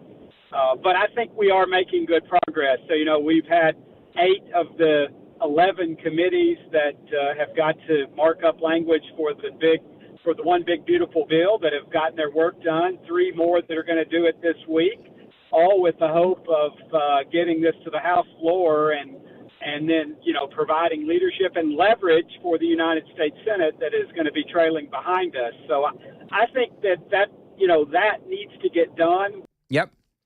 Now, in the news today, House Republicans came out with their sweeping tax breaks in this big, beautiful bill, the priority bill, with, they say, $4.9 trillion in costs, and some say there are cuts to these entitlement programs, food stamps, energy programs used by millions of Americans. So part of what's going on is the media is already looking at what the House Republicans want to do, and as usual, they're painting this in a negative way. Now, the cuts to the entitlement programs, we could talk about Medicaid. The Republicans will tell you that what they're doing is they are rooting out the waste, fraud, and abuse, and also demanding new work and eligibility requirements. Now, that's not a bad thing. I was talking about this in the 5 o'clock hour. If you are an able-bodied person and you're getting some sort of a food stamps or, aid or whatever it might be, well, you need to go to work. And I like that Republicans are looking at work requirements. The CBO, Congressional Budget Office, says that as many as 8.6 million people could lose coverage over the next 10 years. Okay, well, here's the thing. If that means that people are having to go to work to earn their keep, well, then guess what?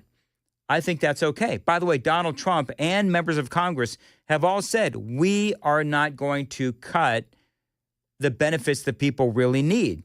What we may cut is some of that waste, fraud, and abuse. And let's face it, there's a lot of it. Remember when Elon Musk said... Entitlements fraud, that includes like Social Security, disability, Medicaid. Entitlements fraud for illegal aliens is what is serving as a gigantic magnetic force to pull people in from all around the world and keep them here. Like basically, if you pay people at a standard of living that is above 90% of Earth, then you have a very powerful incentive for 90% of Earth to come here and to stay here. But if you end the illegal alien fraud, then you turn off that magnet, and they leave.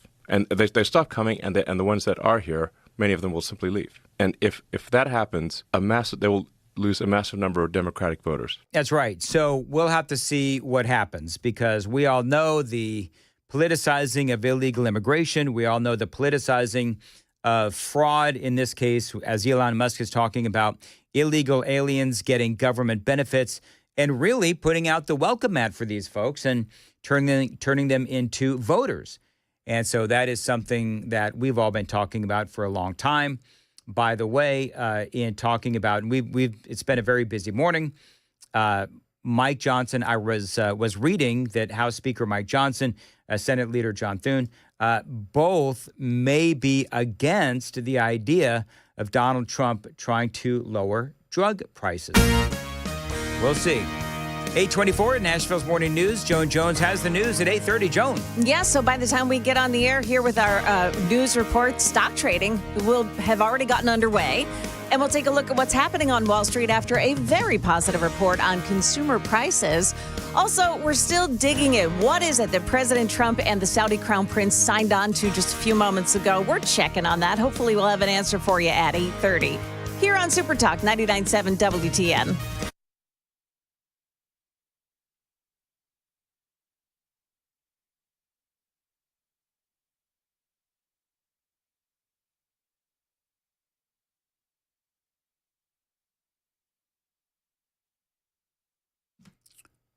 Busy Bee Plumbing, Heating, and Cooling. Now, this is my HVAC company, and they want you to know that those very popular, by the way, TVA rebates, they've been extended. Mini split 17 SEER 2 or higher, you are going to get an $800 rebate.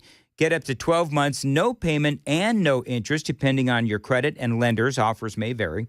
Now, Busy Bee has rebates on AC tune-ups, $50 for each one, spring and fall. Then, of course, as you now know, that's going to pay for your Beehive membership for the year. Now, listen, Dan Mandis here, by the way. They're also hiring. And right now, they've got a hiring open house scheduled. It is going to be on May 31st. That is a Saturday from 10 to 2. They've got at least a couple of different positions, and they are looking. This is a great company. If you have at least 3+ years of experience in plumbing and HVAC, they are hiring for both service and install departments. Pay range for these more experienced roles are $30 to $39 hourly with health care benefits, 2 weeks paid time off. Office is closed on federal holidays and your birthday, and a whole lot more.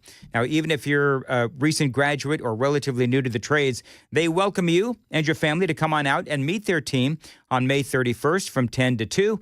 Busy Bee HVAC. Find them online, Busy Bee Plumbing, Heating, and Cooling, 615-775-7833, busybeehvac.com.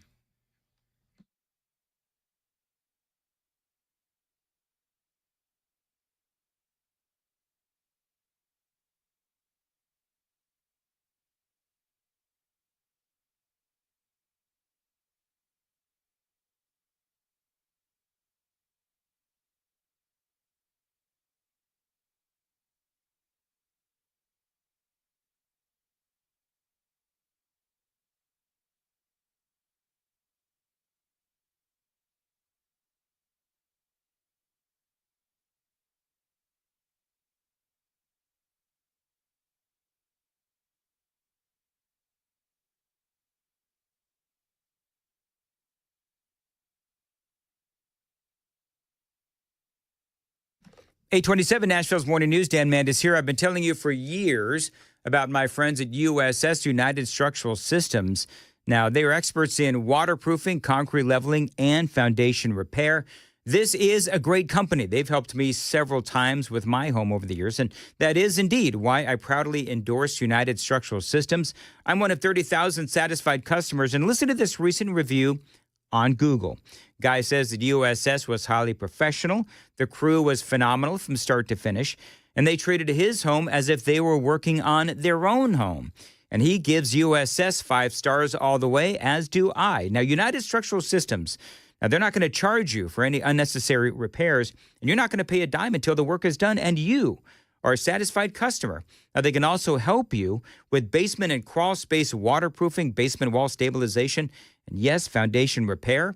We guarantee our best. Call USS 615-488-7855, 615-488-7855, USSTN.com.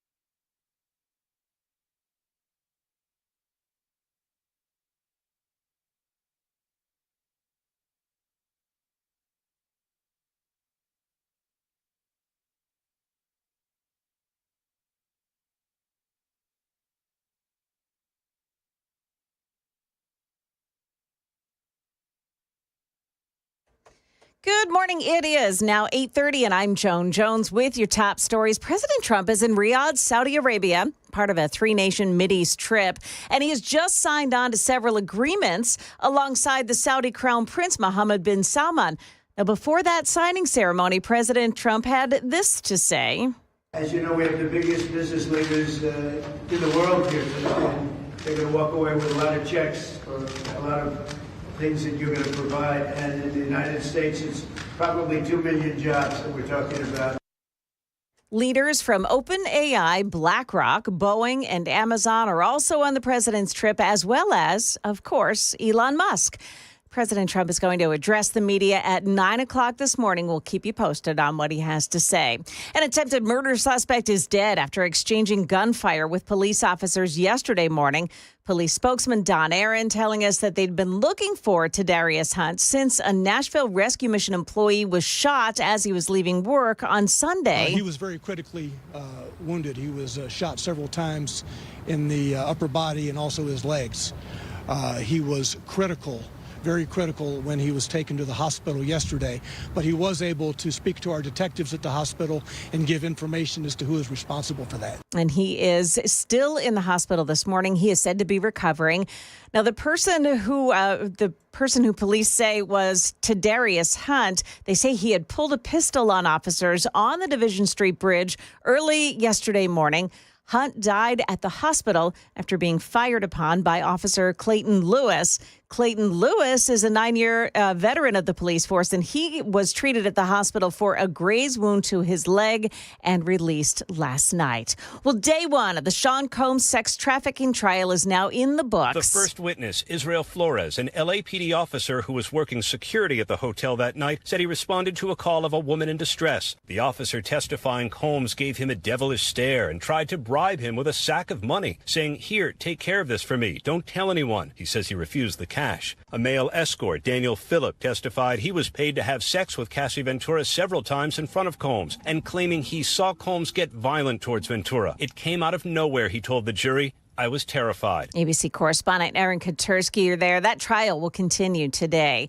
Money News brought to you by Beacon Capital Management, online at beaconcm.com. So stocks have begun trading now, and the Dow Jones Industrials are down 175. We do have the NASDAQ up 68 points, though, and the S&P 500 index now plus 2 points. That's the latest news, traffic, and weather next. I'm Joan Jones, WTN News. Thank you, Joan. 8:33, Nashville's Morning News on Super Talk 99.7. Listen, if you're a guy over 40 and you're running low on energy, maybe you're just feeling off. Low testosterone could be your problem. LowTCenter.com is where you need to go. Get started with testosterone replacement therapy, or TRT, and join lots of guys who are going through the same thing as you. You know, they've got clinics all over Nashville, and they're really easy to get to. You walk in, you see a real medical provider, and you get that energy back. No complicated process, just results. And remember, these treatment plans, they are tailor-made just for you. Now, you can get treatments at the clinic, or you could be treated at home. But either way, you're always going to get the highest quality of care. Now, right now, you can get a free consultation. And if you qualify, treatment is covered by most major medical insurance. So reclaim that energy and become you again. By the way, they can also help with prescription weight loss options as well. So head on over to lowtcenter.com and book your appointment today. That's lowtcenter.com. Simple, quick, and totally worth it.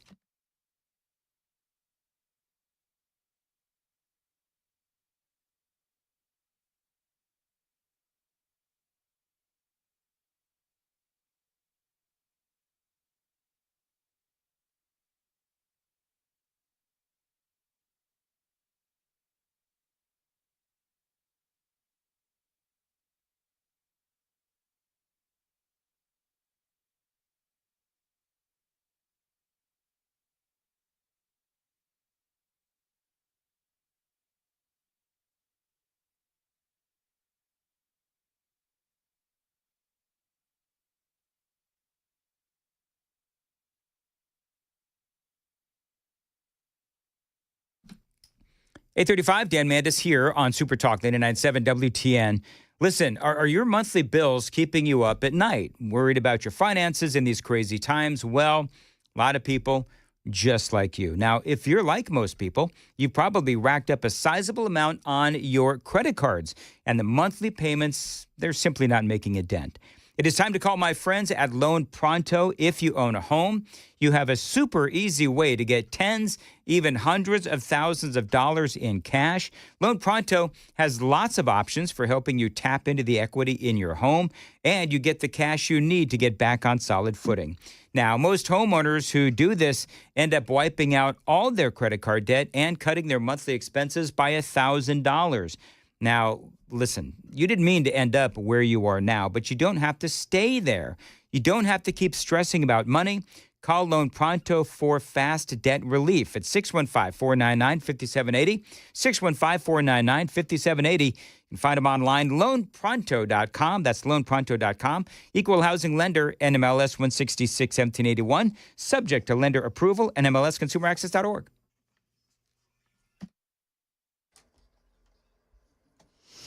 Okay, we've got some delays now. It's in Belmont. It's been there for quite a bit. I-65 northbound at Wedgwood Avenue. A crash still taking out the right shoulder there, and it's very slow behind that. Creve Hall 65 northbound at Harding Place, exit 78. Another scene of a crash. And then Jolton at Whites Creek Pike southbound right at I-24 north. A crash there involving injuries. Traffic every 10 minutes every morning on Super Talk 99.7 WTN.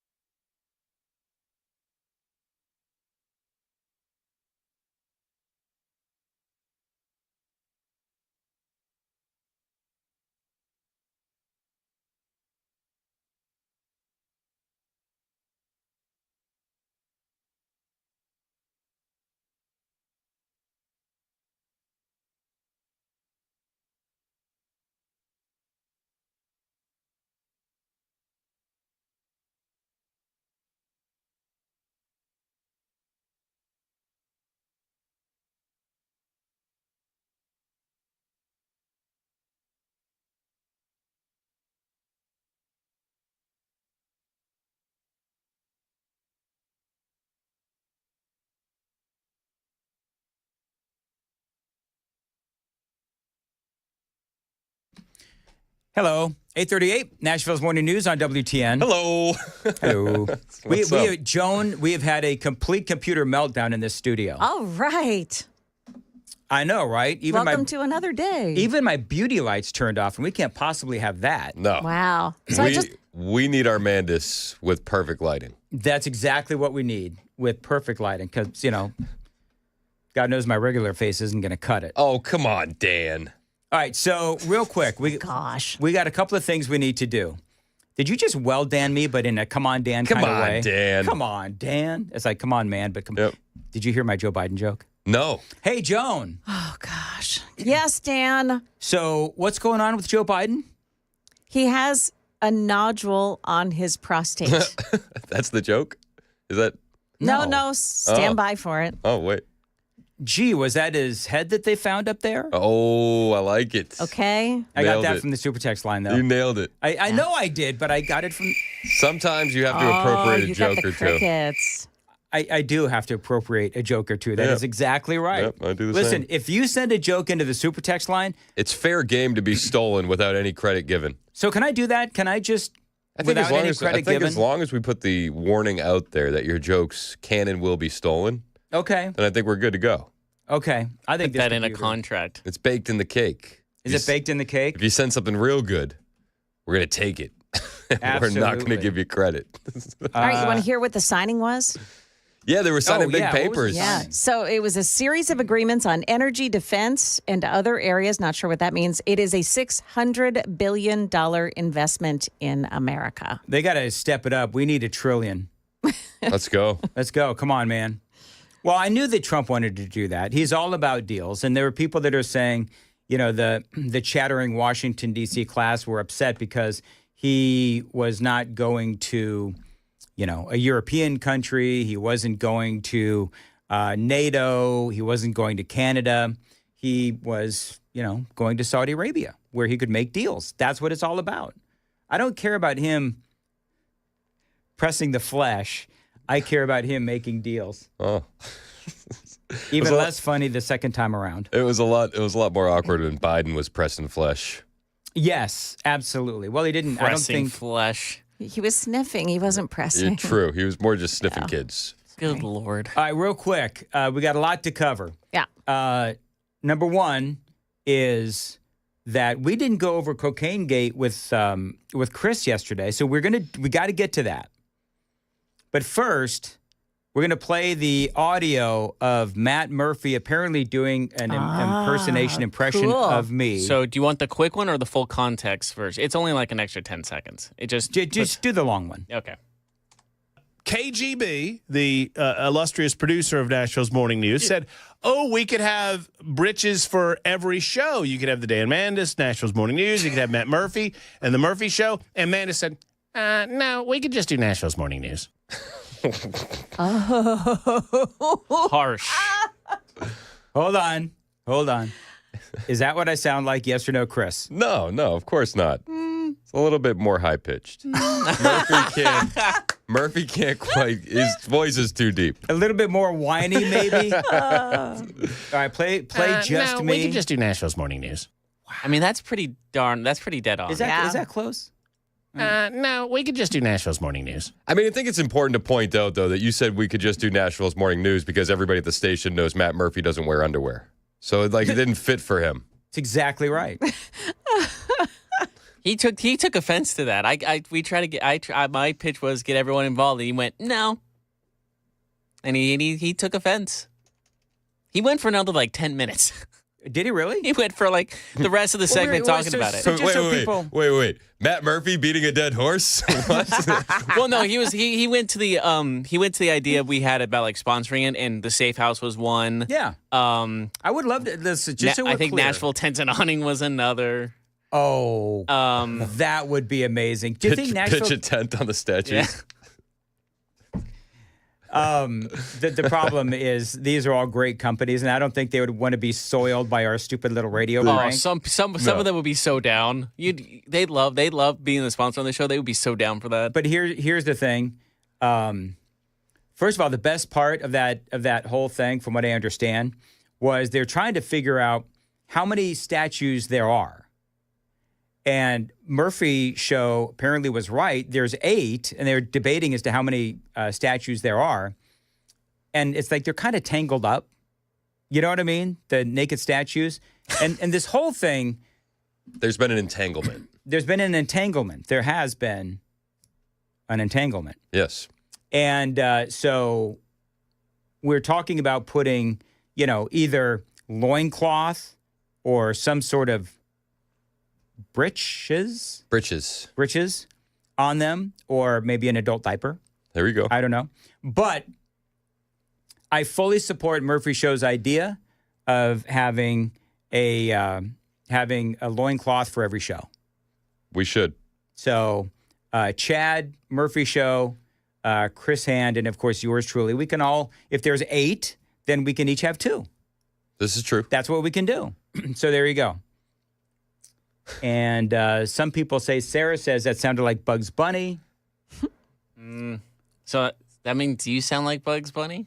No. Is that the joke? No, they think that he sounded like Bugs Bunny, but I don't sound like Bugs Bunny. I'd love to sound like Bugs Bunny. It's really deep. I'd love to lower my my volume. You want to sound like Bugs Bunny and be taller. That's what we've gotten out of today. Oh my goodness, it has been a train wreck of a show. I've probably said Super Talk 99.7. How many times? I mean, In the 10-plus years you've been here. Is 11-plus. Thousands Well, so of times. 10-plus would still count. Sure. Just let the record show. And you just wanted to correct me. Don't worry, Chris. I'm writing it down right now in our notes. And somehow I come up with super tall 99.7 WTN. It was very funny. And then you actually. also, for Comcast, stopped by a Shore today. I did. I went through like a half hour on the show today where it was like I stroked out. I don't know what the heck was going on. Was it the 6 o'clock hour? I think that was where No, it it wasn't was the the 6 7? o'clock. It was at 6 o'clock. The 5 and the 6 were good. This is the mind of a talk show host. The 5 and the 6 were good. 7:30 to now was okay. But man, that 7 to 7:30, man, that was rough. I don't know what in the world happened. That Disney cruise is just calling your name. Yeah. Not a Disney cruise. It's not a Disney cruise. You're going to eat all the Mickey Mouse waffles you can. I'm excited for you because I heard that they have the chicken nuggets shaped like dinosaurs. Yes. Which everybody knows are far better. Sure. Real quick. So we didn't go over Cocaine Gate with Chris. Now, yesterday in the 5, we all said, we bet that Chris Hand believes that it is indeed cocaine. Yeah. Yeah. So. Didn't we predict that he was going to be on that side? Yeah, of course we did. Well, it's a far stretch. It wasn't. You can see in the close-up photo it's a napkin. No, it's not cocaine. It is a napkin, right? Yeah. Is that what you said? Yeah. You were so ready for me to go the other way that you jumped in. I was ready to argue. You jumped in to argue when we're on the same team, Dan. Are you, a liberal? It's like when you're getting ready to argue with your wife or your husband, and then all of a sudden they agree with you and you don't really know what to do. I just think that we should point out that this doesn't mean that they don't use cocaine. It's just that they weren't busted using cocaine at the time. They were far more cautious. They were far more cautious than your average American cocaine user, a la Hunter Biden. So that's what I said. And I said that, didn't I say this, Joan? I know I thought it, where I said, all right, so I wouldn't put it past them to be using cocaine, but they would take more caution. They would take more precautions to make sure that they weren't, like photographed or filmed using. They looked like they were in the 7th grade and the teacher just saw them writing a note to each other during a test. Yeah, I don't think they expected true. him to come into the room with a camera. I don't think they actually expected that. That might have been The panicked reaction on their face said a lot. Yeah. Apparently, I'm just oblivious to this stuff because I just thought that he didn't want the snot rag in the picture. Someone also said that the spoon is for crack cocaine, not for just snorting cocaine. So it could have been. It did look like a fancy bump spoon, if you will. Fancy bump spoon. You know what? Ron says that Ken and Joan also deserve their own loincloths. So maybe we have plenty. I agree with that. We got 8. All right. So the problem is then if each host has a loincloth, that's 4. Then Joan and Ken, that's 6. So we only got 2 more left. Then we got Beelzebub, we got Chris Webber, we got KGB.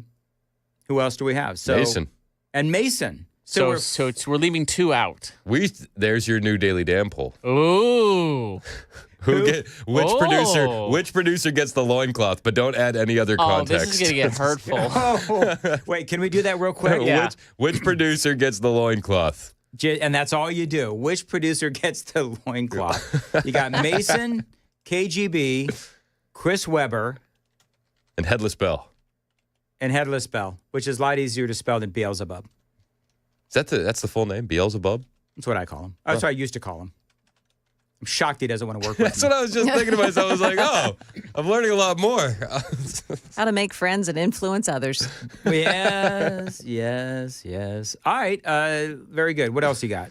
I mean, really, I brought the cocaine stuff. I didn't know you talked about it yesterday. Brought the cocaine. What else do you want? I brought the blow, Dan. It's a party now.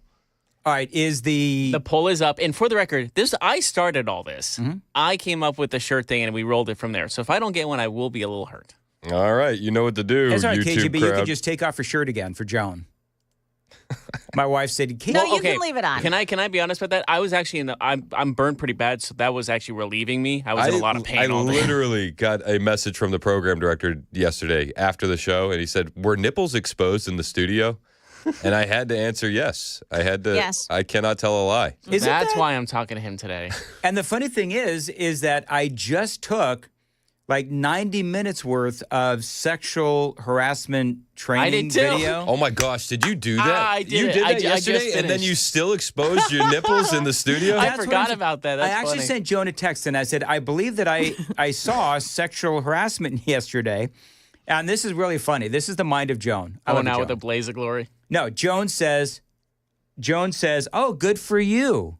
Like she didn't realize I was talking about KGB taking off his shirt and exposing, his nipples. Nipplegate. Nipplegate. Nipplegate. Did you watch the whole video on each of those training modules for sensitivity and sexual harassment? Sure.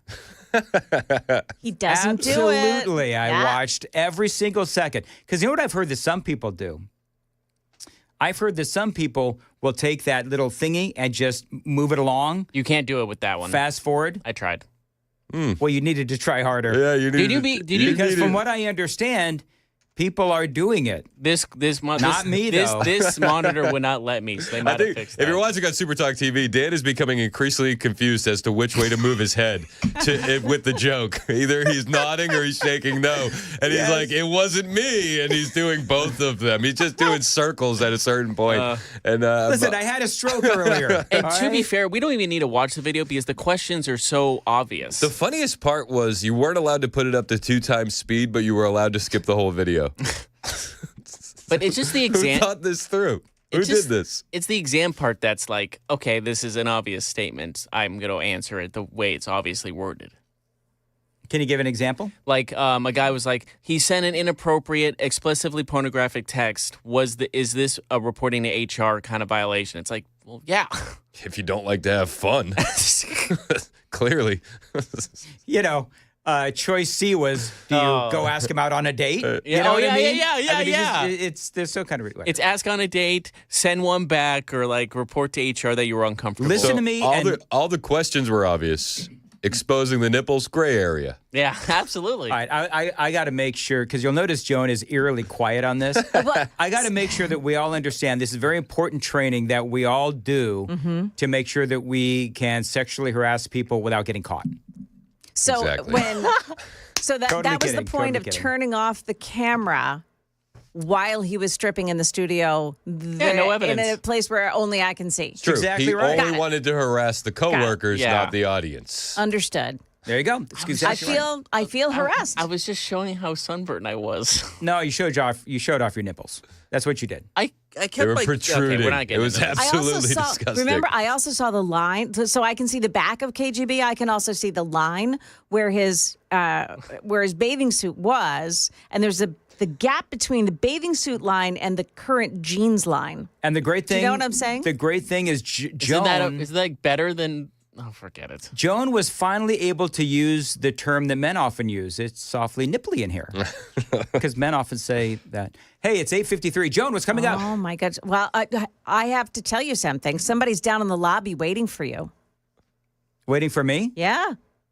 That lady who said she's coming, she's okay. here. And she said Dan got nervous. Yeah, she's be not careful. leaving until she sees you. I'm like, am I getting served again? How did she get in? I think somebody let her in. Oh, well, listen, I'll come down.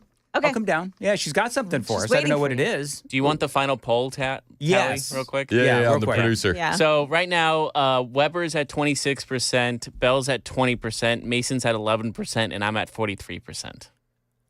Well, it was your idea.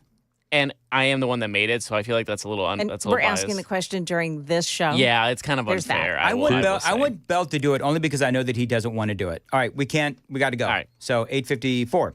Dan Matt is here, and I'm doing Glock Store, right? Right? I'm doing Glock Store. Saturday, May 31st. Keep this date open because it is the Glock Store's 5th annual open house. Now, every year, they throw open the doors. They welcome all of Nashville to come in and join the fun. I've been at the first 4 annual open houses at the Glock Store. They are a lot of fun. They also have incredible raffles, and they've got raffles again this year. Again, this is going to be a lot of fun. And by the way, even if you don't win a raffle, there'll be incredible deals on all things Glock and bullets as well. The Burrow Bullets Blowout is also going on Saturday, May 31st. Check them out, shoot270glockstore.com.